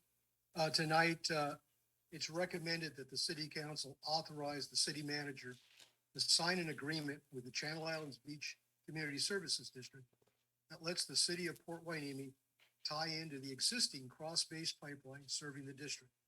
This will allow the city to construct an extension on Victoria Avenue to Channel Islands Boulevard, creating a loop distribution system for the city. The background and analysis. As part of the 12-year Water Master Plan, upgrades to the 75-year-old water distribution system are to be made to address the aging infrastructure and the fire flow issues. After an extensive review of the Water Master Plan, it was determined that the most cost-effective means to address the fire flow issues and aging infrastructure that is serving the north side of the city was to tie into the existing cross-based pipeline. The city would then construct an extension north on Victoria Avenue to Channel Islands Boulevard. This line will provide a loop system to the northwest section of the city, address low fire flow, and provide an alternate way to supply water to the north end of the city. In 1994, Kennedy Jenks delivered the Water Quality Improvement Program concept report, outlining the establishment of treated water pipelines supplying water to the Channel Islands Beach Community Services District from the Port Hueneme Water Agency as one of the recommendations to securing long-term reliability and water quality of water supplies. This pipeline would later come to be known as the Cross-Based Pipeline. In 1996, the water sales contract was established between PHWA and the district to allow for the construction in 1997 of this pipeline. The pipeline was constructed with an 18-inch diameter PVC material and was designed for a 100-year useful life. Total construction cost was $737,262 and was paid entirely by the Channel Islands Beach Community Services District. Currently, the district exclusively uses the cross-based pipeline to provide water from PHWA to customers within the Channel Islands Beach Community Services District service area. The city of Port Hueneme intends to connect to the district turnout located on the Navy Base Ventura County, Port Hueneme, near Panama Drive and Santa Monica Drive. the city desires to use the Cross Base Pipeline to provide water service to the northwest portion of the city. To accomplish this, the city plans to construct at its sole cost and expense an extension of the Cross Base Pipeline of approximately 7,200 linear feet to near the intersection of Victoria Avenue and Channel Islands Boulevard. And in your council packet, you have a plan that shows the layout of the pipeline. And if you'd like, if I have share the screen, I can share that on the screen for everyone. You have access.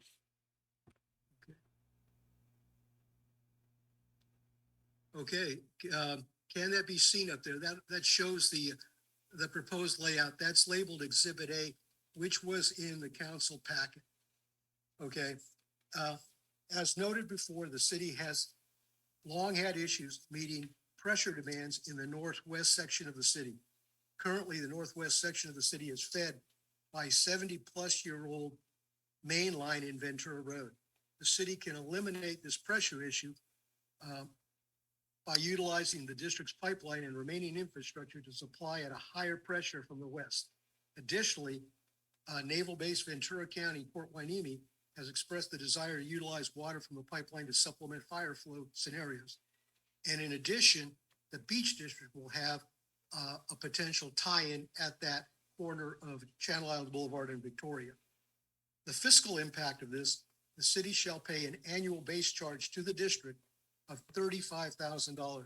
The calculation was used by both parties to determine the initial base charge can be found in your Exhibit B. The city shall pay the first base charge within 30 days after the effective date of this agreement. And these funds will be this base charge funds will be coming from the Water Division operating budget. And you have the Exhibit A, which we have up on the screen. You've got Exhibit B is the calculation, and Exhibit C is the agreement that has already been approved by the Beach District. And this is, a project that has been multi-year project. All the parts are starting to fall together. We did the conceptual design, made sure that, hydraulically it made sense. From a constructability, this is much better than trying to build a parallel line in Ventura Road, which would be much more costly. I've been in meetings with the city of Oxnard, the county of Ventura. We've secured an encroachment permit from the county harbor department. We just secured an encroachment permit from the city of Oxnard. And now this is going to be the agreement with the Beach District that allows us to tie into their line. Their line that they put across the base at their own expense is approximately 7,100 linear feet. We're going to be adding 7,200 linear feet of that, mostly in the dirt shoulder going north on Ventura, which is much more cost effective to construct than stage construction in Ventura Road, which would be very disruptive. So we're asking the council to approve this. And now, are there any questions? I just had the $35,000 a year. Does that go into a fund to keep it maintained, or what does the $35,000 a year do? That is to offset, we're getting to use a line that's 7,100 feet long that the Channel Islands Community Beach District paid, solely for. So it's basically our right to use that on an annual basis. And you can see actually that number decreases partially because it's depreciated over time. But then there'll be other costs that go up slightly. So on an annual basis, it'll probably range between from $28,000 to $40,000 over a 30-year period. So, if you think about it, there's no way the city could construct a 7,100 long pipeline for $35,000 a year. I mean, a 7,100 foot long pipeline is a multi-million-dollar project. No, it seems like a great deal. One of the other things that been brought to my attention is that a lot of the parks, the water pressure system is inadequate so that it doesn't have enough pressure to be able to water the fields when we have water to be able to do that. Would this affect that at all, or will the water pressure still be low? Because you mentioned that this will increase the water pressure. The water pressure on the north end, we have some issues with some irrigation pumps. We just fixed an irrigation pump at the beach, and that has to be done at some of the other locations, the Little League field, and that's really part of the landscape division. I have to work with Mr. Cable to get those, make sure those pumps are working so that we have the pressure there to water the fields and provide more water there. Okay, thank you. Any other? Thank you, Mr. Villafana, for your report and your work on this. I know that it's been a long time coming in terms of getting this project off the ground. What do you anticipate in terms of traffic disruption along Channel Islands and Victoria during the project, and how long is the project supposed to take place? Well, we're hoping to go out to bid in May, and it'll probably be a year-plus project. Well, we working with the city of Oxnard and the county of Ventura, that's why we have it in the shoulder. That's going to minimize disruption. We will be maintaining 2 lanes in each direction. They may be narrowed somewhat, but we will maintain 2 lanes in each direction. So, and if we have to make a tie-in at some time, there may be some disruption, but those will be on non-peak hour times. So we're trying to minimize disruption. And if you can imagine what it would be like building a parallel line in Ventura Road, that is the main artery to the port and the base. It was a nightmare. It would have to be stage construction. When you have stage construction, it's not cost-effective construction, and that would put a large multiplier on the construction cost. Okay, thank you. And I imagine you will be putting out plenty of public notices to residents about what to expect on both roads? Oh, yes, we'll have, again, we'll be working with the city of Oxnard because part of the pipeline will be going through the city of Oxnard and through part of the unincorporated area of the county of Ventura. So we'll be working with both jurisdictions, both public works departments. We will have a community outreach. We'll have, as you see, when we do resurfacing of our streets, we do message boards. We reach out to the businesses and residents in those areas. Okay, thank you very much, and congratulations on beginning work at Bubbling Springs Creek today. I saw the pictures, and I'm quite excited to see that project get started, so thank you. That was a long process. The environmental approval was extremely frustrating at times and a long process, but we finally got there. And we started at one of the most critical spots at Joy Street, where we've had, a history of flooding. So that was taken care of today in anticipation of rain tonight and tomorrow. Well, I know the residents are really looking forward. That's kind of been one of the top topics of the people who live around Bubbling Springs, remembering what that creek used to be like and how it benefited the community. And I know I recently went to a movie in the park there, and I guess that's also increased the amount of mosquitoes because of the growth that's Standing water. developed. Yeah. So I think the community is well expecting that. And you said that process will take about 4 years, right? Yeah. Okay. Right. We're only allowed to have Don't answer that. clear so much at a time. Okay. Thank you. Okay.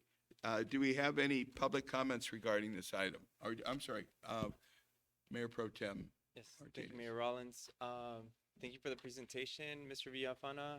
I just wanted to clarify, this project is gonna serve customers outside of the city of Port Hueneme, correct? No, it's the whole purpose of this is to create a loop system for the city and to bring water to the north end of the city Channel Islands and Victoria, the shopping centers up there that right now have a fire flow problem, an issue with pressure. That new development that's going to go in behind Rite Aid. So it's serving our residents. However, it can provide additional water to the Navy base, and that would be under separate negotiation between the city and the Navy, because they would be using water through a line that was paid for by the city.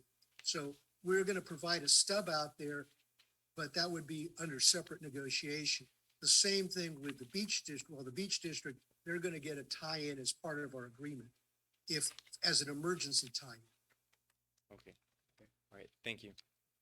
So we will now move to the public comments. Are there any public comments regarding this item?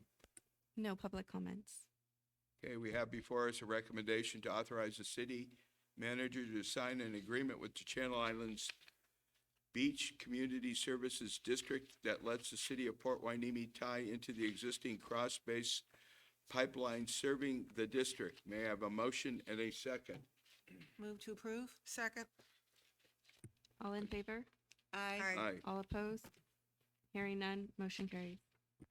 Okay, we will now move on to item number 9, revisions of the City Council Policy and Procedures Manual to address bullying and harassment. Will staff please present the report? City Attorney Kevin Spaulding. Thank you, Mayor Rollins, Honorable Council. On September 19th, 2022, the City Council approved an agenda item for proposed revisions to the Policy and Procedures Manual to address matters relating to harassment and bullying. And an additional requested item was to amend the provisions requiring supermajority vote for any resolutions of censure or disciplinary resolutions entertained by council at that time. As you can see, I have attached the red line versions to the staff report, and specifically it's chapter 5, subsection B2, that incorporates the anti-harassment, anti-bullying policies. I note that these policies are taken pretty much directly from the city's personnel manual. These are policies that have been worked on with Labor Council, and these are pretty objectively, uniformly applicable. There's nothing in here that's specifically council directed. And notwithstanding Chapter 1, Section 3, at the time this manual was adopted, it required a 4/5 vote to adopt and amend it. And the vote was 4-1 when it was adopted. Any amendment is going to require a supermajority vote under the original terms. And I have adjusted, in addition to basic housekeeping and grammatical errors and whatnot, I have adjusted that requirement to allow for amendment by simple majority, as well as resolution of censure, resolution of disapproval for simple majority. Any action taken tonight is entirely at the discretion of council. That the conclusion of your report? That's it. Okay. Any council comments? Yes. I think we do. I think there were 2 public comments received. I don't know if they were sent to you or just like. There are public comments, but I don't know if you want to take questions first or do the public. Usually we comments. take questions and then we move into public comment, but we can do reverse if you'd like. Okay. Michael, So, go on. Are we doing public comment? Let's do public comments first. Okay, Ricardo Holden did submit a public comment, but I don't see him here, so I'm just going to put that to the side. And then we have 3 public comments. The first one is from Jeffrey Scarberry. It says, City Council members, I noticed one of the proposed changes to the Council Policy and Procedures Manual would allow a simple majority of 3 members to approve a reprimand resolution against a fellow member that could result in quite severe penalties, thereby greatly diminishing that individual's effectiveness on the council.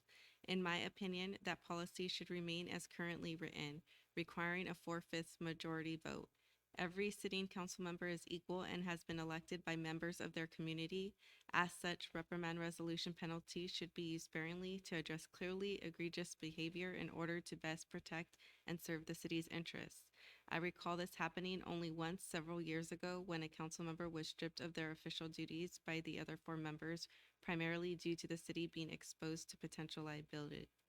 I think a policy change allowing only 3 votes to censor a colleague instead of 4 could potentially make it easier to be used inappropriately in the future. Please consider leaving this particular section unchanged with the higher threshold intact. Thank you, Jeffrey Scarberry. The next one is from David Scrivener.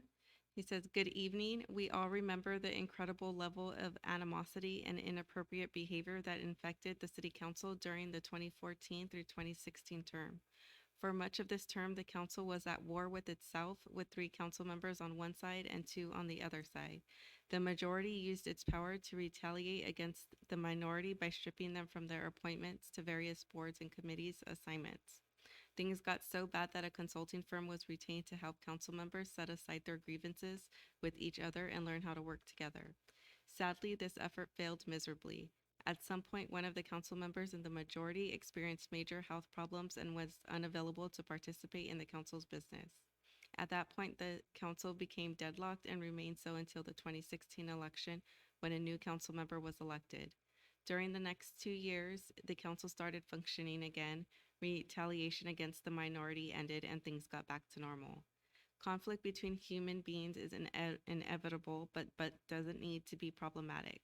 When there is a fair resolution of a conflict, both parties can set aside their differences and work toward a common goal. When there is an unfair resolution of conflict where one side wins big and the other side loses big, the next battle has begun. It is abundantly clear from watching council meetings that some of the current council members don't much like each other. There is an underlying level of hostility that's hard to ignore. Despite this, the council has managed to work together, but this may not always be the case. I am concerned that lowering the number of council votes to sanction a fellow council member from 4 to 3 will encourage council members to start playing an endless game of gotcha. Retaining the 4-vote requirement will reduce the chances that politics and petty grievances will rule the day. David Scrivener. And the last written public comment I have is from Jan Burke. She says, "I am writing tonight to express my concerns that we maintain a supermajority vote of the council for any action to reprimand another council member. A reprimand should only be taken in the event of very serious and egregious actions by any council members. Reducing this to a simple majority will leave any member subject to the political or personal whims of the few. We cannot risk changing this policy to squash diversity of thought and speech of other council members. This is a dangerous path to go down. We vote for the council members that voice our concerns and represent us. It would be unprecedented for council members to silence our voices through the members we have voted for because they do not agree or do not want to debate the issues. Having difficult discussion and debate is not only normal, but healthy and important in order to keep government and organizations accountable. It would be unfortunate for us all to have any single council member reprimanded and silenced by a simple majority." And that concludes the public comment. Okay. We will now have council comments. I think the bullying section is a no-brainer. Every HR manual probably in the entire state, if not country, currently has a bullying section. So I can't recall exactly why that wasn't included in. I think it had to do with some of that acrimony that occurred. Yeah, the original city council policy manual, I think, was originally suggested in 2015, 2016. And prior to that, there was something called the Council Norms and Protocols, which was a very, very sparse document, hardly comprehensive. And there was a lot of political back and forth with actually adopting a policy and procedures manual. And after several iterations, it became adopted by this council on November 16th, 2020. So, Without the bullying section. without the bullying and whatnot, it's kind of been a Frankenstein work in progress since 2015 until we got to a point where anybody was willing to put it forward. Yeah, and I think that's, like I said, it's something that every HR manual has, and we should have it, so I don't have an objection with that, but I do think if censure or punishing a city council member should be for the most egregious behaviors, which a supermajority vote would clearly warrant, because I mean, it just seems that for removing or punishing a city council member, it has to be for egregious behavior that a supermajority would support. So do we need two separate motions or one motion, or is this all in one action or more discussion? Well, before we get to the motion, do we have any other comments? I have some. I so- have comments also. Yes, okay, so we'll move down the line. Councilperson Hernandez. Okay, I just wanted to, I agree that the bullying part is good. I'm happy with the language in here. I appreciate your work, Mr. Spalding, on this. The vote, I specifically requested because I feel that this council over the years has had a high tolerance for enforcing the policies and procedures that are included in this document. And over the years, I have witnessed city council members violating numerous provisions in the policies and procedures, including, it could be something as small as misusing city letterhead. I've seen city council members engage in conflict of interest violations, sharing confidential information out of closed door sessions, using city resources for personal use, interfering with staff decisions, failing to carry out or support council decisions, undermining city manager authority, espousing political views under your city council title rather than as a citizen of the community. So I don't know what is considered egregious, but having a pattern of violations against of this policy, to me, if you look at this in a way that you look at one item in here and you say, well, that might not be egregious enough, but you add all this up and you see a pattern of this behavior going on over a period of time, to me that seems pretty egregious, at least enough to address or even to ask for a possible investigation into the complaint.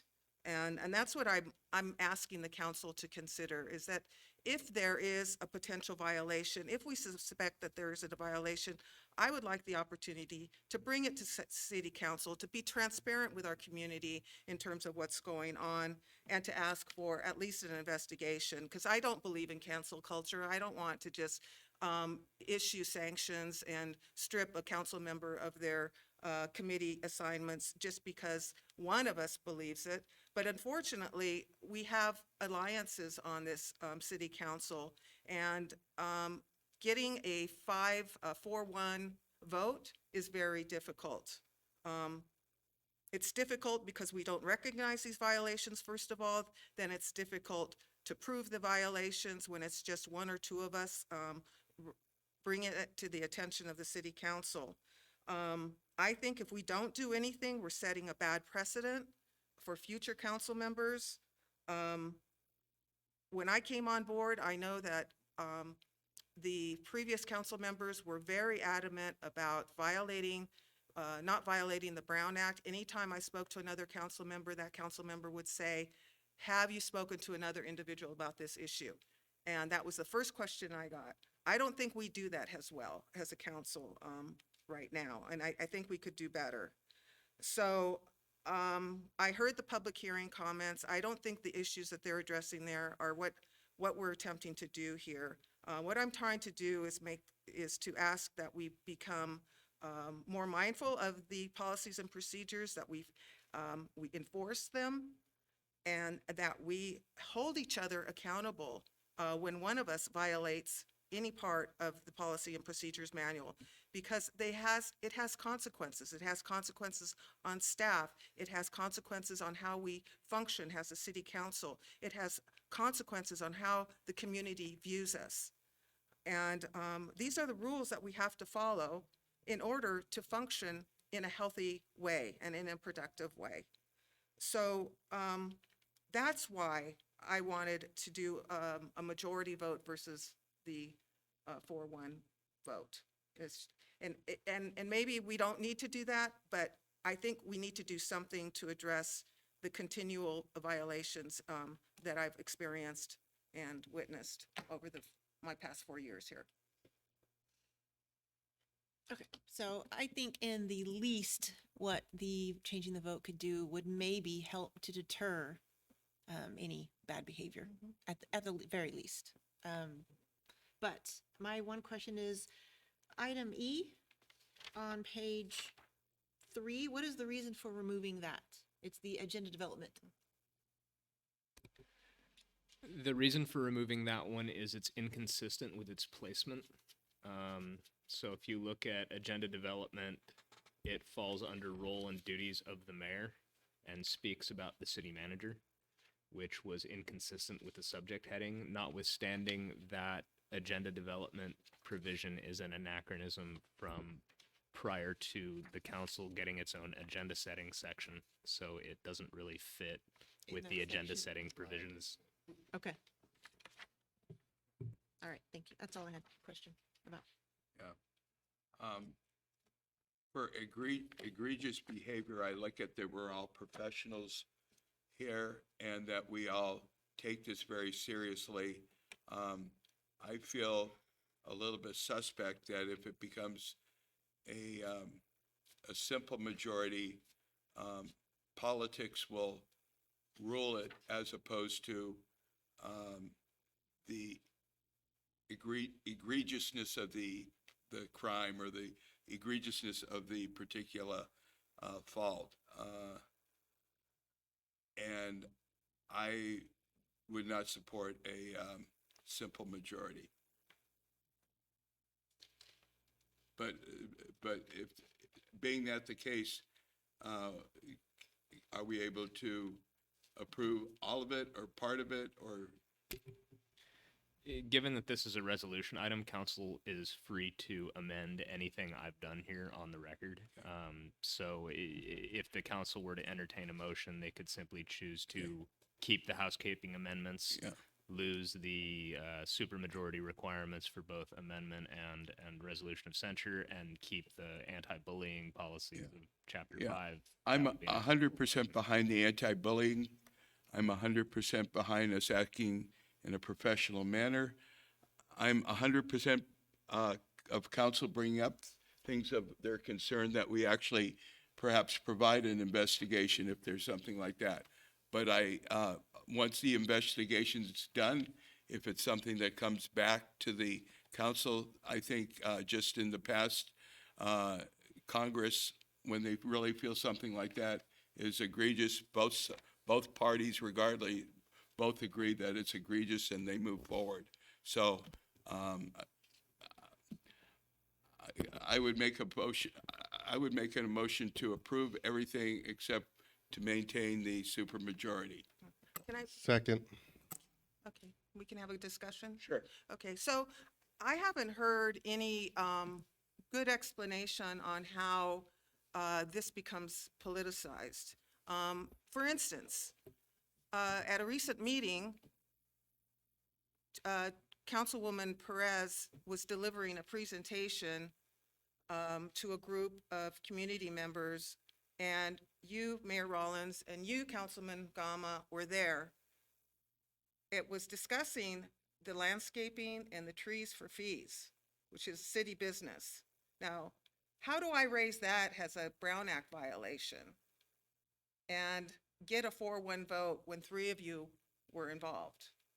How do you? How would I do that? Well, you're making an assumption there that it was a Brown Act Well, violation. okay, in that case, what if I asked for the council's permission to look into it and investigate whether or not it was truly a Brown Act violation? Well, I guess How would we vote on that? As a council person, I think you did look into it. Am I Okay, correct? yeah, but you had the individual, you had the ability to do that, and from my understanding, you in fact did that. To be clear, to correct the misunderstanding, a simple majority would be required to request an investigation. It is not a resolution of censure or discipline, so it would not be subject to the 4/5 requirement. As long as it's within the subject matter authority of the council to investigate, the council is always free to request an investigation by a majority vote.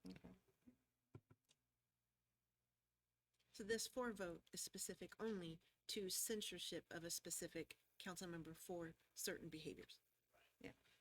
So theoretically, a majority could vote for an investigation, and then upon receiving findings of the investigation, a supermajority could move forward with a censure. Think of it similar to impeachment and expulsion and removal office under the federal laws. So one thing I didn't see, and I should have asked for this earlier, and I apologize, I didn't do that, was a provision for, or discussion on the, allowing for there to be a request for an investigation, an objective investigation into a complaint. That could be added, but it's not necessary as that power is inherent in council. You know, and I also just heard our Councilman Gama say he sent a letter to VNA, Supervisor VNA Lopez and to Savette Johnson. I'm not sure that that received council approval. So this is what I'm saying. Nor should it. I'm allowed to send an email to an elected official and ask a question. Not on behalf of the city without I city didn't send it council on approval. behalf of the city. I sent it on behalf of myself. Okay, then, But see, you're jumping well, to that's why, conclusions. well, no, I'm not jumping to Yeah, conclusions. you are. And because let you me, announced it. and I would like to say in the last, not tonight, but our last closed session, you were texting during closed session. Who were you texting? Right? So, I mean, we could start going down this path and I don't think it's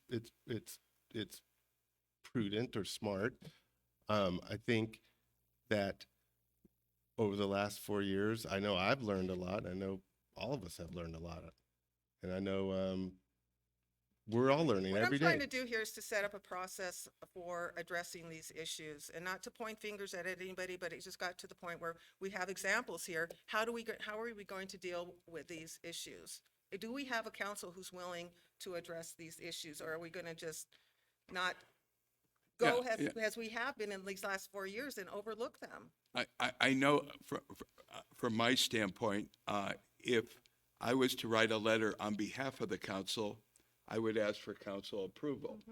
However, as a city councilman, if I want to make communication, be it verbal or written or whatever, with any agency or something like that, I think that I can do that as long as I'm representing myself. Right. I think we all do that. Yeah. Well, and I think we all do that. So, yeah. Well, we haven't always done that.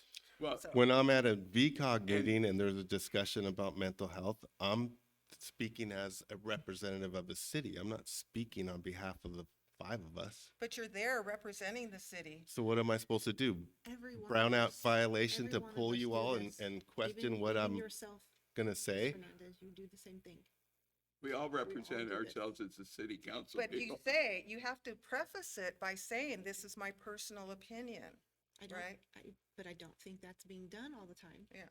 And that's just one instance. But when you're, And I'm not even sure, like, when we're actually asked to represent a particular, represent the city council in a particular committee, that's, the council has approved us to represent the city in that particular committee. When the council has approved the representation on a committee, Yeah. then you are there on behalf of the council. Sure.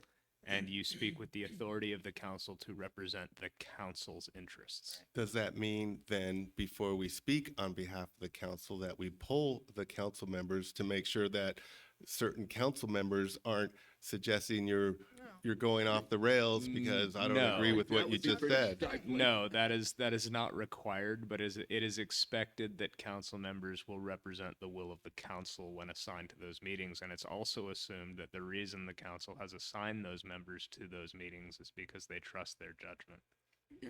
So what you're saying is when there's a proposal to support a resolution or a new law that's being developed in Sacramento, and VCOG does this quite routinely, and they say, hey, we're going to send this letter, or it's got to go out tomorrow. What do y'all think?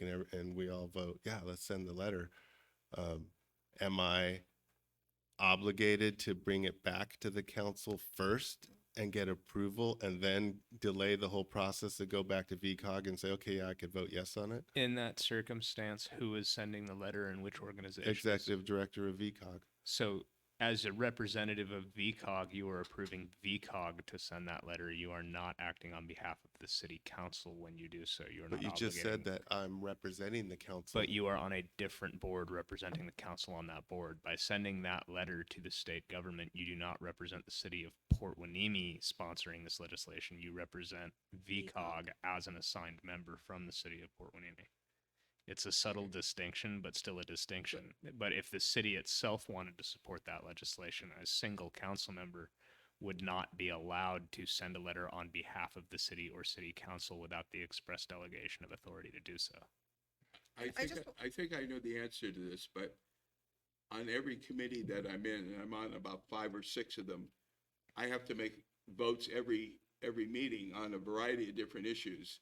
And I make those votes based on my own good judgment and the fact that the council has approved me to represent them. Right. So I don't go back to the council on every single thing, or no, I don't think I should.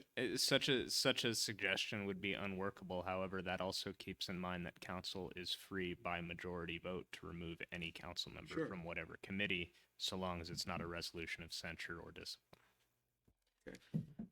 I send letters and communication on fact finding and information gathering to find out what is going on to other elected officials all the time. I'm not making decisions on behalf of the city. I don't think there's anything wrong with that. As long as I'm not making decisions on behalf of the city, I can speak to other elected officials. And I think any of us can. Right, but when you're espousing a viewpoint and taking a Every- position, then Every that's one of different. us do that though. Yeah, but on city letterhead? No, I'm talking email. Yeah. Well, there's specific provision in here regarding letterhead, and that's what I'm I don't even talking have about. access to. I city didn't, I letterhead. never said you did. I don't think the city even had city letterhead for a while, did they? Yes, we've had it for a long, long time. Okay, well, I think I've never written a letter. you guys have a motion to approve so let's just move on. with the- Okay, so I made a motion to approve everything short, but to keep the supermajority. I don't know what way to Well, did word Bobby- that differently. Did Bobby have a comment? I second it. Okay. So, Mayor Rollins, Yes. Councilmember Gama, Yes.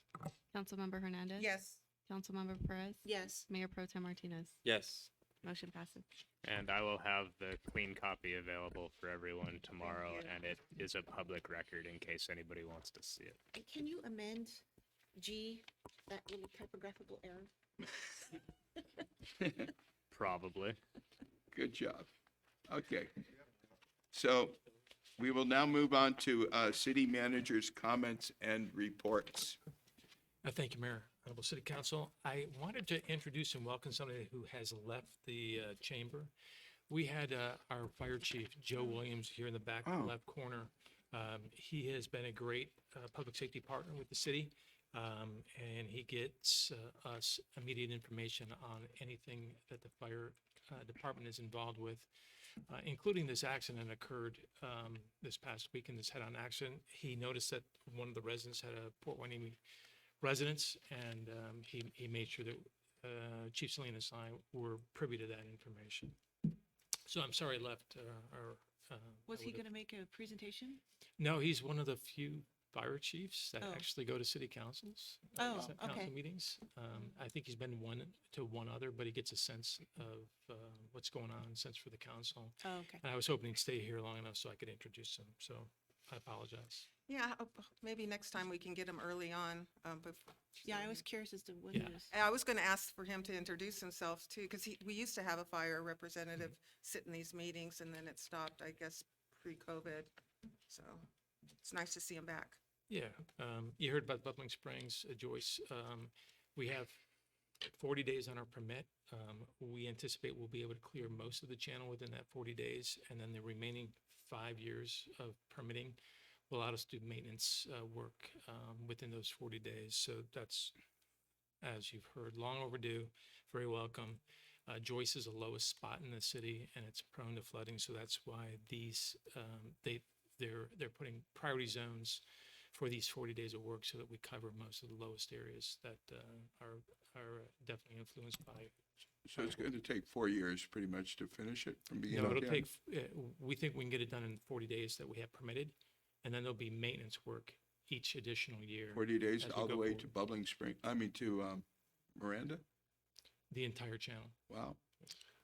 How many days have worked so far, too? Today was the first day. Today was the first day? Yeah. Well, they did, I went and looked, no, they did, I went and looked at it yesterday, I believe. And quite impressive how clean it really comes right out. So hopefully, Is that a quickened schedule? I thought I remember in the report that it was going to take a whole lot longer than 40 days. Well, the most of the work we want to do within this 40-day permit, and then chunks of it will be, whatever's the balance or deficit will be done in the next year. But the anticipation that it'll be mostly just maintenance work after, and not the original dredge or clearing. The crawdads are coming back. I also wanted to make sure everybody knew that the next landscape design committee is going to be this Thursday at 3:30. The first one was, in my opinion, very successful.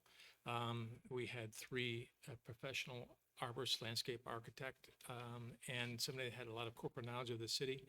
And during that session, we identified several really interesting things that they shared. And we, as a committee, thought it was prudent to share that immediately coming out of these committee meetings. So we are developing a campaign with the PIO to take that information and make sure that we start to publish that and share that with the public as we come out of these committee meetings. So the next meeting will be at 3:30 this Thursday. November and December are really big months for the city in terms of the number of events that we do to support our community in the holidays. The first one will be the second one. The first one was a movie night. We had about 120 people at the movie night. Coco was the movie. And so we have one more left. That'll be December 6th. It'll be indoors. And that'll be the Grinch, just in advance of Christmas or holiday season. But we had banners up for Veterans Day. Our Veterans Day event will be this Friday at 8:30 in the morning out here on City Hall frontage. We've sent out invitations. We've engaged with the Ventura County Service Association. They're sending out emails to 3,000 of their constituents. We've engaged with the Gold Coast Veterans Foundation. They've sent out notifications to 1,500 of their constituents. So hopefully we'll have a pretty good veteran presence here for that event that Larry used to do. I saw him at one of these veteran events, and he's excited. I saw Irving Carpenter today, and he's a veteran, and he is planning on having his granddaughter take him to do that as well. We haven't done this in a while, so this will be good. So that's that. Turkey Drive on the 17th of November. 17th? The 17th. That's what I have. I thought it was moved up to the 18th. I will. Chief Salinas, I thought I saw an email that it was rescheduled for the 18th. We have moved it to the Friday, and that was my failure to notify my own boss that we moved it to a Friday. The 18th. And so we'll get that corrected. Well, we all know. You're now, fired so now. that's good. A tree lighting ceremony on the 29th. And one of the big annual events we do is the senior luncheon on the 6th of December. And I'll stop there because we've got all sorts of other stuff in December. So I'll save some for the next council meeting. I have a question for you. I sent, if I may, Mayor? Yes, you may. Thank you. I have a question regarding email I sent. My email is still not working, so I don't know what gets through and what gets stuck in drafts. But there was an inquiry about, I guess it came out of this special meeting from last week about us leasing out the Bubbling Springs Park, the Little League field to soccer leagues. Is there any truth to that? Is that? No, I didn't think so. that is I not just- true. I'm sorry. I thought somebody was going to get back to you, but yeah, there's no truth Okay. to that. That's all I need to know. Thank you.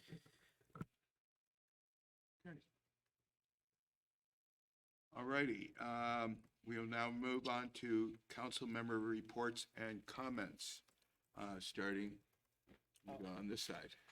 Okay. So some comments. We didn't actually meet for Reach, but we're gonna be meeting up this month. I want to mention that I took my students on a field trip to go see the port. I don't know if I mentioned that or not. So I took them to the port of Hueneme. I took them here to the city chambers. I think they love the fact that I let them sit in the chairs, just so you guys know. Who sat in my chair? And I also took them to the water treatment plant. I would like for us to open up some sort of program where we invite more schools to City Hall and to some of like to our water plant. I think that would be really cool because I think a lot of people don't even know the process that it takes for us to like have clean water. I want to go see our water plant. I want to commend you on the behavior of those students. Oh yeah, Mayor Rollins was he was here. Not on Yeah. purpose, but I just happened to be there, but the kids were such good gentlemen and gentlewomen, like I felt good about the leadership you provided to them. thank you, Mayor Rollins. And then I also want to mention that I'm planning a sports event this Saturday, or Sunday, or maybe even Friday. I'm still figuring it out, but I'll be posting it tomorrow, letting people know what day is best. If you guys have any ideas, let me know. And then Mayor Rollins and I also met up for the Community Benefit Fund. I'm looking forward to maybe having that item be in the next city council meeting. I think that they clarified on, there might be still some questions, but I think for the most part it was they clarified what can be put on the Community Benefit Fund, and maybe some of the things that we've been putting on, not just us, but also them, have not or shouldn't be on there, but just so you know. And those are all my comments. I have a couple items for future agenda items. I don't have any comments or reports. Council President Hernandez. Okay, thank you. Yeah, I had the opportunity to attend the VCOG dinner last week, Thursday night. It was well attended. Councilman Martinez was there, Mayor Rollins was there, Councilman Gama was there, and it was sponsored by SCAG, and it was a really nice event. It's always nice to be able to interact and mingle with our fellow council members from other jurisdictions. It was nice to see the turnout from Port Hueneme. I also attended the League of California Cities, Channel Cities meeting up in Paso Robles the following Friday night. It was very interesting because they go around and they call upon each city to announce themselves and announce their presence, and Simi Valley wasn't there, Oxnard wasn't there, Ventura wasn't there, and every time a city didn't show up from Ventura County, they got booed. So I was really glad that I could be there to represent Port Hueneme. Santa Paula was there, and Thousand Oaks was there as well, and Fiona Ma was our speaker. So a very, very good meeting. It's a long trip up there. That's very It was, cool. but we went to the Field of Lights that very evening. We got done early with dinner at 8 and went out to see the Field of Lights until 10 o'clock. They're open till 10, so it was really nice. I also wanted to share with you that there's has a member of the Regional Council on SCAG. I learned of this community program called Go Human Community Hubs program. And it's a grant program to fund projects that utilize or leverage new or existing community gathering and resource sites and fund strategies. It's a funding source. And I was thinking in terms of traffic safety messaging that maybe we could look at a grant to do something around speeding in Port Hueneme using funds from this particular program.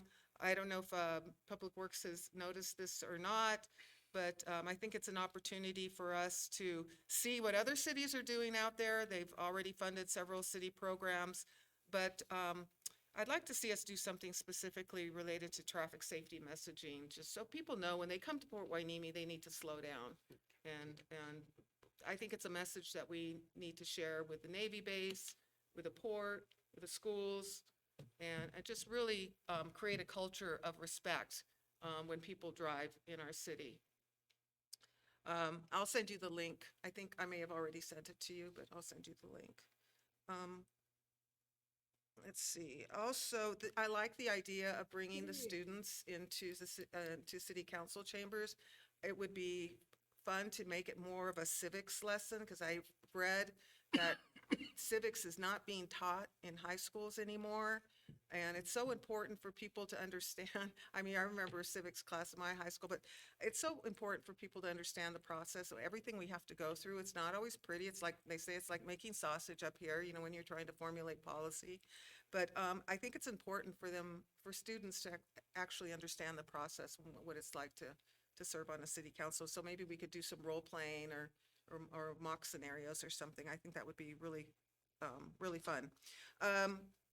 Finally, I'm going to ask the city council to adjourn in remembrance of the borderline victims and the 248 survivors. The Board of Supervisors adopted a resolution this morning. They have their flag at half-staff. So I would like to ask this council if we could please adjourn in the memory of the victims of the borderline shooting. And that's all I have. Thank you. Thank you. So today was the beginning of the 5th week of dredging, and I have a very unique vantage point. And I've been taking a daily video from the same spot every day, and it's incredible to watch the progress that's being made. It's absolutely amazing. So now they're on their second pass, and I'm going to stitch together a accelerated PowerPoint of each day and the progress that's been made. And one of the things that I've learned, and we heard about it from Dr. Kiki Patch with Beacon, and about the southern littoral transport of sediment. And that's the natural process that moves sand south. And when they first started pushing sand through that dredge pipe, it didn't move for 3 weeks. And within 36 hours, there's a protective layer of sand pretty much all the way down to Six Flags.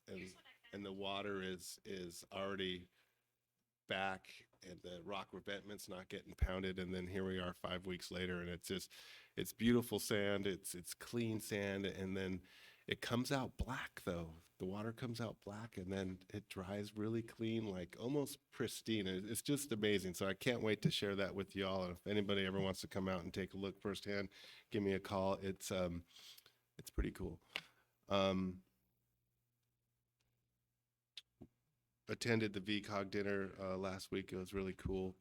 I got there a little bit late. I had to do some consulting up in Santa Maria, but I was glad I got there safely, and I had a wonderful dinner. And it is really nice to see our government in action, different aspects of it from different regions of our community. And on traffic, you know, I've been noticing for a very long time. I sit in my backyard sometimes, and I could hear screeching cars. I could hear cars burning out. I mean, you kind of get all these sounds, you know, and it just tells you people are speeding. And we heard Becky tonight on, you know, and hopefully we could come up with a strategy to address the speeding. And I've been saying this for 4 years, that I've just got, like Councilmember Hernandez says, we get used to it. I purposely drive 25 miles an hour while kids are present here. And I can't tell you how many people give me this. They speed around me. The crosswalk is still light, and kids have just gotten out of it. And, you know, I think we do. I think we really got to step up and pay attention, because there's a lot of speeding going on around here, and we see a lot of accidents. You know, Ventura Road is highly trafficked, so hopefully we could consider something new and improved in that area. I've been up since 3:30 this morning, so I'm gonna just stop talking. On a bright side on the speeding, as I've walked out in the community, as we all have walked out in the community in recent times, special recognition to the Public Works Department and everybody involved in the speed softening bumps that they've been putting at the various streets. I mean, it's like overwhelmingly well received by each neighborhood street that has those speed dampening. And not only that, it's almost like a competition. One street will say, well, when are we going to get it? Or when are we going to get it? So that whole process about developing the speed dampening has been really well received. Piggyback on that, and I think we heard earlier in a public comment, when we speed cushion Park Avenue, because it slows you down, then they start using alternative routes, BARD, you know, and so I remember Mr. Villafana cautioned us about that, but yeah, I think we got to keep that in mind because we slowed them down on Park Avenue, but now they're heading down Bryce Canyon, So, last week was fairly busy for me. One of the more enlightening, fun things that I did was I went to, on Saturday, they had Farm Day, Ventura County Farm Day, and it was organized by the Students for Eco Education and Agriculture. And one of the things that our council approved was, through the Community Benefit Fund, was a check to help keep that program going. And what's really neat about it is they bring kids out to the farms themselves to teach them about soil, watering, everything that has to do with farming. And at that particular event that day, the kids could actually plant, learn about soil, plant their own plant, bring it home. So it was really well received. Plus they had other agencies within the county, mental health, variety of other health agencies that were there to provide information.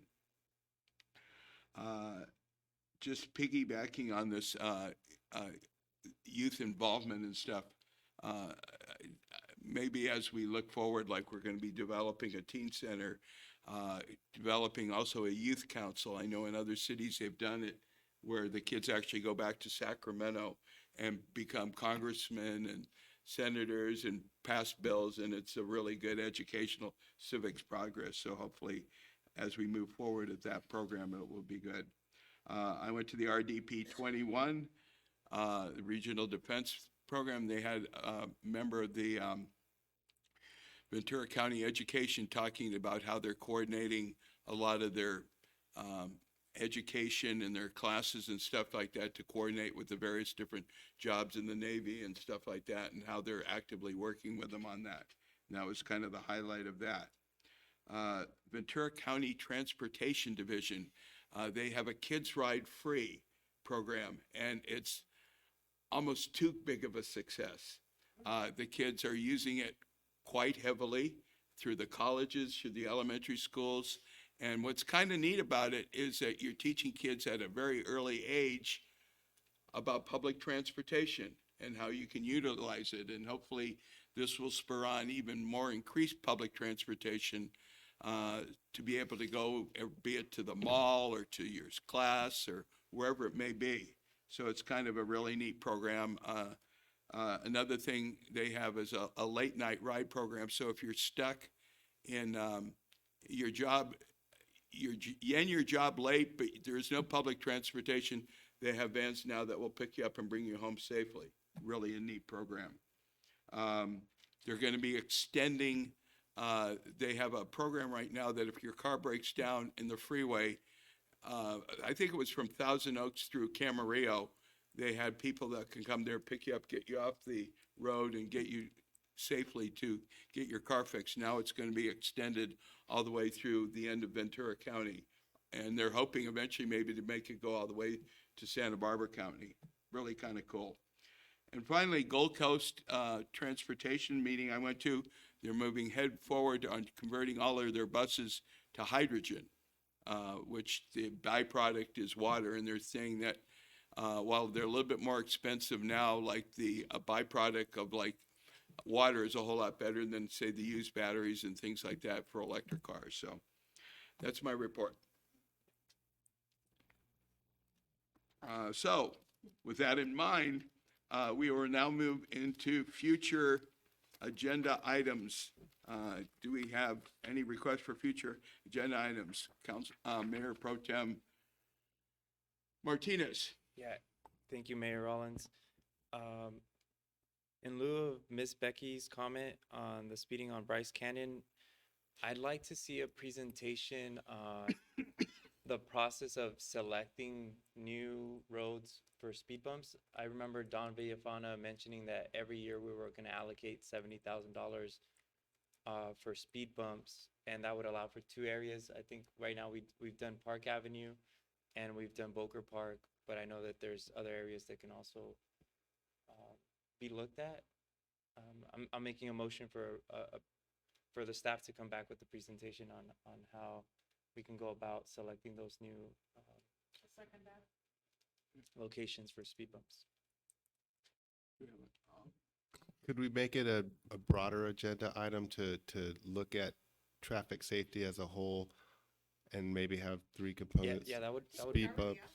Yeah, we I have. think I asked for it at It can be combined. So, yeah, it's better if you look at it holistically and then you integrate enforcement with speed cushioning, because not all streets are eligible based on the criteria that the state uses and that we use. There's many more speed cushion areas that we put in place over the last year too. So Public Works has been directed through our public safety team to look at the entire city, look at traffic safety data from local, but also from the national resources, and then look at the streets that those areas are most impacted by adverse traffic, and then develop a speed cushion program and enforcement program that supports those highest priority areas. So we will, when we've got that, we will bring that to present to City Council. Yes. Could we ask them to include a community engagement piece? Because I feel that there needs to be better communication with residents on what's permitted and what works and what doesn't work in certain neighborhoods. And I'd also like to see our police officers reach out to the car clubs and talk to the car clubs. Some of them are the source of the donuts on Surfside and so forth, maybe. So I see Chief Salinas still on here. So we'll do that as part of the Public Safety's charter, team's charter. But for the agenda item, we will provide a presentation to describe exactly what those findings are and what our approach and plan is going to be. I had one that Wait. I'm sorry. We didn't vote on that. Oh, I thought he said we already did vote on it and that it's already going to be included, but do we need to So vote did to we- reinforce that it's going to happen anyway? Oh, did We're we planning just? to do that anyhow. Okay, Yeah, so that's the what motion I- was off, So the motion was off. Yeah, that's Did what he- I picked but up anyway. Did you have any more? I have a couple more. So Okay. does he need to withdraw his motion? Or we just give Ah, He withdrew his motion because it's going to be included. What's your next one? So 2 weeks ago, I was at the Adobe Max conference, probably the most amazing conference I've ever been to. AI is here, just for the record. I saw it, I was in LA and I saw that they had all their sister cities. And so they had a poll where it was pointing at all their sister cities. I couldn't believe how many sister cities LA has, and I'm just like, so we still haven't had one. I've already made contact with Santa Barbara and Puerto Vallarta, and I think those 2 cities would be a good two cities to start off with, having that sister city connection. And so I'd like for staff, or for us to either hold a meet. I don't know what's the next step. That's what I'm still figuring out. Either for us to hold a meeting, or for staff to take on the next steps to make those connections, to establish those sister city connections. I really don't, I don't know what's the next steps. How can we address that? This has typically been a part of a council's initiative. Staff has not been all that involved in it because of the coordination and travel and those type of things. We can obviously there's you and Councilmember Hernandez. I think that's involved with that, and we can revisit the parameters, the current engagements, then plot a path forward. I don't know how much staff would play into that though. Can I ask a question of what the outcome was with the trip to Puerto Vallarta at the end of November? Are we sending anybody? There's been no interest from anybody from the port to travel during that time period, and I know that there's conflicts for both you and Councilmember Martinez. Nobody from our city that we can send? If that's the Georgiana. if that's the case, I can take a couple of days off from school and I can go.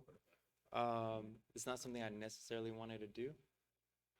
I was told that I only have certain number of days that I can take off as a teacher, but I was told because I do hold a political office, but if the council allows me to, to do so, I think there's someone else in our school that's also holds a political office, which is really rare, but so we have two, and he told me that with your permission and like however the finances goes, I can get up to 2 more days. It's just I can't take any more days other than the days that they give me. I don't know if the full council knows, but there was an invitation to participate in a sister city meeting in Puerto Vallarta at the end of the month. Sorry, I know we're This going has off topic, become a but conversation. Yeah. I Sorry. was just trying to find out whether or not what the result was. See, I don't know if we can put a discussion on the sister city committee for maybe the next meeting, and maybe we can even send someone out. So did you can't do it?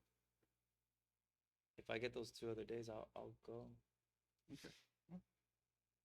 Move forward on that. Okay, so on another side note, I just want to mention that there's so I'm gonna ask if we can have a presentation on the trash cans regarding I believe we have an ordinance when to put the trash cans out and when to put them back in. There's been an instance with a situation where a family member of mine has gone out to move trash cans that are out days after trash day, and it's my brother. He's been threatened, and he was told that his tires were gonna get slashed and that they were gonna beat him up. And For moving a trash can? Yeah, moving a trash can on a day that is not trash day, but they're basically putting the trash cans out to save a parking spot.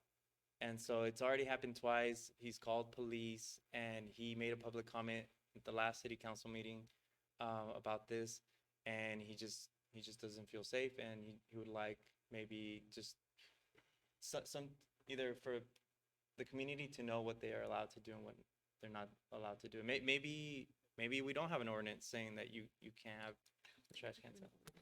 No, there is an ordinance. This sounds like a communication of a threat. So this is definitely police business. And it's happening to the point where there's multiple neighbors now that are also, it's starting to spread. They're saving their spots. Using the trash can? Yeah. So There should be an alert to the parking or code enforcement to let them know and come out and handle it too. Yeah, so I would like this to be a topic of discussion on either implementing the ordinance to our community or just enforcing. Okay. Any other? That's I'm making a motion that we have that like on the agenda. Second. Just to clarify, we're going to look at the ordinance and see what we could do to make it stronger, better. Enforcement. But the thing that concerns me is we're about ready to introduce a whole another line of containers. So as of right now, we have 2 containers, but we're going to be having 3.